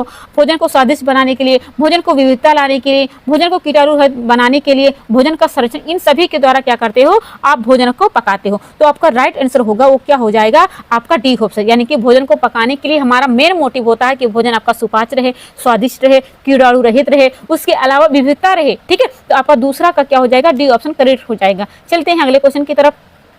अब देखिए तीसरा यहाँ पे लिखा, भोजन पकाते समय किस बात का सर्वाधिक ध्यान देना चाहिए। ऑप्शन है स्वच्छता, बी ऑप्शन है वातावरण, सी ऑप्शन है समय, डी ऑप्शन है पकाने का साधन। चलिए बताइए तीसरा का। तो भोजन पकाते समय हमें जो सर्वाधिक ध्यान रखना चाहिए वो चाहिए स्वच्छता की ध्यान, स्वच्छता वाला ऑप्शन सही हो जाने की ए ऑप्शन करेक्ट माना जाता है। चलते हैं अगले क्वेश्चन की तरफ। अब यहाँ पे देखिए चौथा क्वेश्चन आपसे पूछा जाता है कि स्वादिष्ट एवं पोषक तत्व से युक्त भोजन बनाते समय किन बातों को ध्यान रखना चाहिए। चलिए ऑप्शन देखिए, पहला कहता है भोजन पकाते समय बर्तन खुला रहना, दूसरा कहता है निश्चित अवधि तक भोजन पकाना, तीसरा कहता है भोजन को बार बार गर्म करना, चौथा कहता है सब्जियों को धोकर काटना। तो आप क्या करोगे कि स्वादिष्ट जो पोषक तत्व होते हैं उनको भोजन बनाते समय क्या ध्यान रखोगे। तो आप क्या करोगे, आप करोगे पहले वाला के, यानी कि आप चुनोगे भोजन पकाते समय बर्तन क्या रहे, खुला ना रहे। उसके बाद आप क्या करोगे, निश्चित अवधि तक भोजन पके, यानी कि आप अगर ज्यादा पकाओगे तो उसकी जो न्यूट्रिशन होती है वो खत्म हो जाएगी। जैसे हमने अभी बताया ना कि विटामिन बी होता है, विटामिन बहुत सुकुमार होते हैं, ये हर चीज में जाकर के समान, जैसे बर्तन के प्रभाव से, उसके अलावा ये ताप के प्रभाव से, पानी के प्रभाव से, ठीक है, इन सबसे क्या होता है आपका उसमें जो न्यूट्रिशन होता है विटामिन बी सी का वो नष्ट हो जाते हैं। तो निश्चित अवधि तक पकाओगे तो आपका न्यूट्रिशन बरकरार रहेगा। उसके बाद में जो आपका है सब्जियों को धोकर काटना, ये भी आपका सही हो जाएगा। भोजन को बार बार गर्म करना, ये आपका ऑप्शन नहीं हो जाएगा। लेकिन आपका जो ऑप्शन राइट करके है पहला दूसरा तीसरा, पहला दूसरा चौथा आपका सही हो जाता है, यानी कि हमारा सी ऑप्शन करेक्ट हो जाता है। चलते हैं अगले क्वेश्चन की तरफ। हमारा अगला क्वेश्चन है, चलिए यहाँ पे देखा गया है, पांचवा क्वेश्चन पूछा गया है कि खाद्य पदार्थों को एक लंबी अवधि तक फफूंदी तथा जीवाणु से सुरक्षित रखने की विधि को क्या कहलाता है। ऑप्शन ये है खाद्य पदार्थों का संरक्षण, बी ऑप्शन है खाद्य पदार्थों का अपमिश्रण, सी ऑप्शन है खाद्य पदार्थों का परिरक्षण, डी ऑप्शन होता है खाद्य पदार्थों का अनुवीक्षण। चलिए बताइए खाद्य पदार्थों की लंबी अवधि तक फफूंदी जीवाणु रहित सुरक्षित रखने के लिए आप कौन सी विधि को इस्तेमाल करते हो। चौथा का नहीं, पांचवा का हमने यहाँ पे क्वेश्चन रखा है। तो आप क्या करते हो, खाद्य पदार्थों का संरक्षण करते हो, यानी कि उसको आप बचाते हो कि इसमें जीवाणु ना लगे, उसमें फफूंदी ना लगे, उसमें बैक्टीरिया ना लगे, ठीक है। तो क्या करते हो, उसमें जो आपको डालना जिस प्रकार का खाद्य पदार्थ हो, जिससे आप अचार बनाते हो, तो उसमें क्या डालते हो, उसमें आप तेल डालते हो, उसमें नमक डालते हो, ताकि आपका जो खाद्य पदार्थ लंबे समय तक रहे। तो आप संरक्षित रखने के लिए, कीटाणु और जीवाणु से बचने के लिए क्या करते हो, खाद्य पदार्थ को संरक्षण करते हो। जितने ज्यादा उसमें नमी रहेगी उतना जल्दी वो खराब होगा। चलिए, खाद्य पदार्थ को अंकुरण हेतु आवश्यक परिस्थिति कौन सी है? आपके पास है नमी एवं आर्द्रता बी ऑप्शन है, तापमान सी ऑप्शन है, ऑक्सीजन डी ऑप्शन है सभी। तो कोई भी खाद्य पदार्थ उसको अंकुरण के लिए सबसे अच्छा जो तरीका होता है वो कौन सा होता है? वो होता है आपका यहाँ पे छठवा का, ये तापमान होना चाहिए, उसके पास नमी भी होना चाहिए, उसके बाद ऑक्सीजन की मात्रा भी होना चाहिए, ठीक है। यानी कि इन तीनों की अवस्था होनी चाहिए, तभी आपका जो अंकुरण होगा, ठीक है, आपका खाद्य पदार्थ तभी हो पाएगा। तो आपका जो ऑप्शन निकल के आता है डी ऑप्शन होना चाहिए। कम से कम देखो यहाँ पे मैं थोड़ा सा यहाँ पे और बता देती हूँ आपका। अगर पूछा जाए कि तापमान कितना होना चाहिए, तो आप बताना कम से कम 20 से लेकर के 35 डिग्री सेल्सियस हो तो आपका अंकुरण हो जाएगा। अगर आप पूछा जाए कि नमी की कितना नमी हो तो आपका खाद्य पदार्थ अंकुरण हो जाएगा, तब आप बताना 7 से लेकर के 10% अगर रहे, 7 से लेकर के मैं यहाँ पे लिख देती हूँ, 7 से लेकर के 10% अगर रहे तो आपका जो खाद्य पदार्थ है वो अंकुरित हो जाएगा। इसके साथ साथ ऑक्सीजन की मात्रा भी होनी चाहिए, यानी कि इन तीनों की होनी चाहिए परिस्थिति के अनुसार। चलिए, छठवां का हमारा आंसर होगा वो डी ऑप्शन करेक्ट हो जाता है। चलती हूँ अगले क्वेश्चन की। अब यहाँ पे सातवां क्वेश्चन पूछा गया है, खाद्य पदार्थों के अंकुरण की प्रमुख विधि कौन सी है? ठीक है, अगर अंकुरण करना है तो जो किस प्रकार की आपको यहाँ पे करना पड़ेगा? क्या आप भिगोगे, क्या आप कुल्ले फूटना, क्या फिर उपयुक्त दोनों सही है या फिर उपयुक्त में से दोनों गलत है? तो आप क्या करोगे, आप जब खाद्य पदार्थ को अंकुरण करोगे तो उसमें सबसे विधि चुनोगे, आप भिगोगे, उसके बाद क्या करोगे, कुल्ले फुटना, यानी कि आपका बी ऑप्शन चुनना पड़ेगा। उसके बाद में आपका क्या हो जाएगा इसका राइट आंसर सी ऑप्शन, यानी कि सातवां का सी ऑप्शन सही हो जाता है। चलती हूँ अगले क्वेश्चन की तरफ, रुक जाओ। चलिए, अगला क्वेश्चन देखिए। यहाँ पे आपने बताया खाद्य पदार्थों के अंकुरण की प्रमुख विधि कौन सी होती है? तो ये दोनों, प्रथम क्या करते हैं, भिगोते हैं, दूसरी विधि क्या करते हैं, कुल्ले फूटते हैं। लेकिन यहाँ पे एक पॉइंट याद रखना कि अगर कोई भी आपने से चना भिगोया है या फिर मटर भिगोया है, अगर 24 घंटे तक भिगो तो उसमें जो विटामिन सी की मात्रा होती है वो बढ़ जाती है, ठीक है। विटामिन सी की जो मात्रा होती है बढ़ जाती है, ये भी आपसे क्वेश्चन में पूछा जा सकता है। लेकिन अब इतना भी याद रख लेना कि 196 mg तक क्या हो जाता है, उसमें विटामिन सी की जो मात्रा होती है वो बढ़ जाती है। चलते हैं अगले क्वेश्चन तक, लेकिन हाँ 24 घंटा तक वो भिगा रहे तब। चलिए, यहाँ पे देखिए, अर्चना आपसे पूछा गया कि किण्वन की खोज कुरुसेक ने किस वर्ष की थी? यानी कि आपका यहाँ पे सन पूछा गया 1997, B option 1998, C option 1999, D option 2000 ईस्वी में। चलिए, अब यहाँ पे सबसे पहले ये जान लो कि किण्वन की जो खोज की थी वो खोज का नाम आता है कुरुसेक ने की थी। सबसे पहले किस पे की थी? तो इन्होंने एल्कोहल और शराब पे किया था। अब सन का पूछा जाए तो आप बताना 1997 में। किस पे किया था? तो शराब पे किया गया था या फिर कहें एल्कोहल पे किया था, ठीक है। अब याद रख लेना कि किसने किया था किण्वन की खोज, कुरुसेक ने की थी। चलिए अगले क्वेश्चन पे चलते हैं। हमारा 9वां क्वेश्चन है। अब यहाँ पे देखिए, किण्वन की क्रिया को प्रभावित करने वाला कारक कौन सा है? यानी कि जो किण्वन की क्रिया होता है तो उसमें कौन सा कारक जिम्मेदार हो जाता है? क्या तापमान होता है, क्या पीएच होता है, क्या फिर आर्द्रता होता है, या फिर सभी होता है? तो ये सभी हो जाते हैं। यानी कि जो किण्वन की प्रक्रिया होती है ना, तो उसमें जो प्रभावित करने वाला प्रमुख कारक होता है वो तापमान होता है, पीएच मान होता है, ठीक है, पीएच मान होता है, उसके बाद में आर्द्रता भी होता है। तो ये इन सब के कारण ही क्या होता है, किण्वन की प्रक्रिया होती है। चलिए अगला चलते हैं। अब यहाँ पे 10वां क्वेश्चन है, खाद्य पदार्थों का संरक्षण किया जाता है, किसके द्वारा किया जाता है? क्या सुखाकर किया जाता है, या फिर चाशनी में रख करके, या फिर तेल युवा नमक द्वारा, या फिर उपयुक्त में से सभी? तो जो खाद्य पदार्थ का संरक्षण किया जाता है, इन सभी चाशनी में रख करके, तेल व नमक डाल के, सूखा कर, आम का अचार बनाते हो उसको सुखाते हो ना, तेल वोल डालते हो ना, और चाशनी में सुखा कर रख करके क्या करते हो, आप खाद्य पदार्थ का संरक्षण करते हो। तो 10वां का हमारा राइट आंसर होगा D option is the correct answer. चलिए देखते हैं अगला क्वेश्चन हमारा क्या है। अगला, चलिए अपनी क्लास यहीं पे एंड करते हैं। आशा करते हैं कि आपको हमारी क्लास समझ में आई होगी। अगर अच्छा लगा हो तो प्लीज़ लाइक और सब्सक्राइब करना मत भूलिएगा, किसी और के साथ शेयर करिएगा। अगर ऐसी ही क्लास आपको देखना है तो आपको सब्सक्राइब करना पड़ेगा। अगर जिसने भी सब्सक्राइब कर दिया है उनके लिए बहुत बहुत बहुत बहुत बहुत धन्यवाद, और जिसने नहीं किया वो कर सकते हो। और हाँ, कोई भी अगर आपको क्लास माना है तो उसके लिए आपको कमेंट करना पड़ेगा। जिस भी टॉपिक को आपको चाहिए मैं उस टॉपिक को आपको पढ़ा दूंगी, ठीक है। तो क्लास जरा सा भी अच्छा लगता है तो प्लीज़ कोई अच्छी कमेंट कर दीजिएगा। मिलते हैं कल एक नई क्लास में, तब तक के लिए take care and bye bye.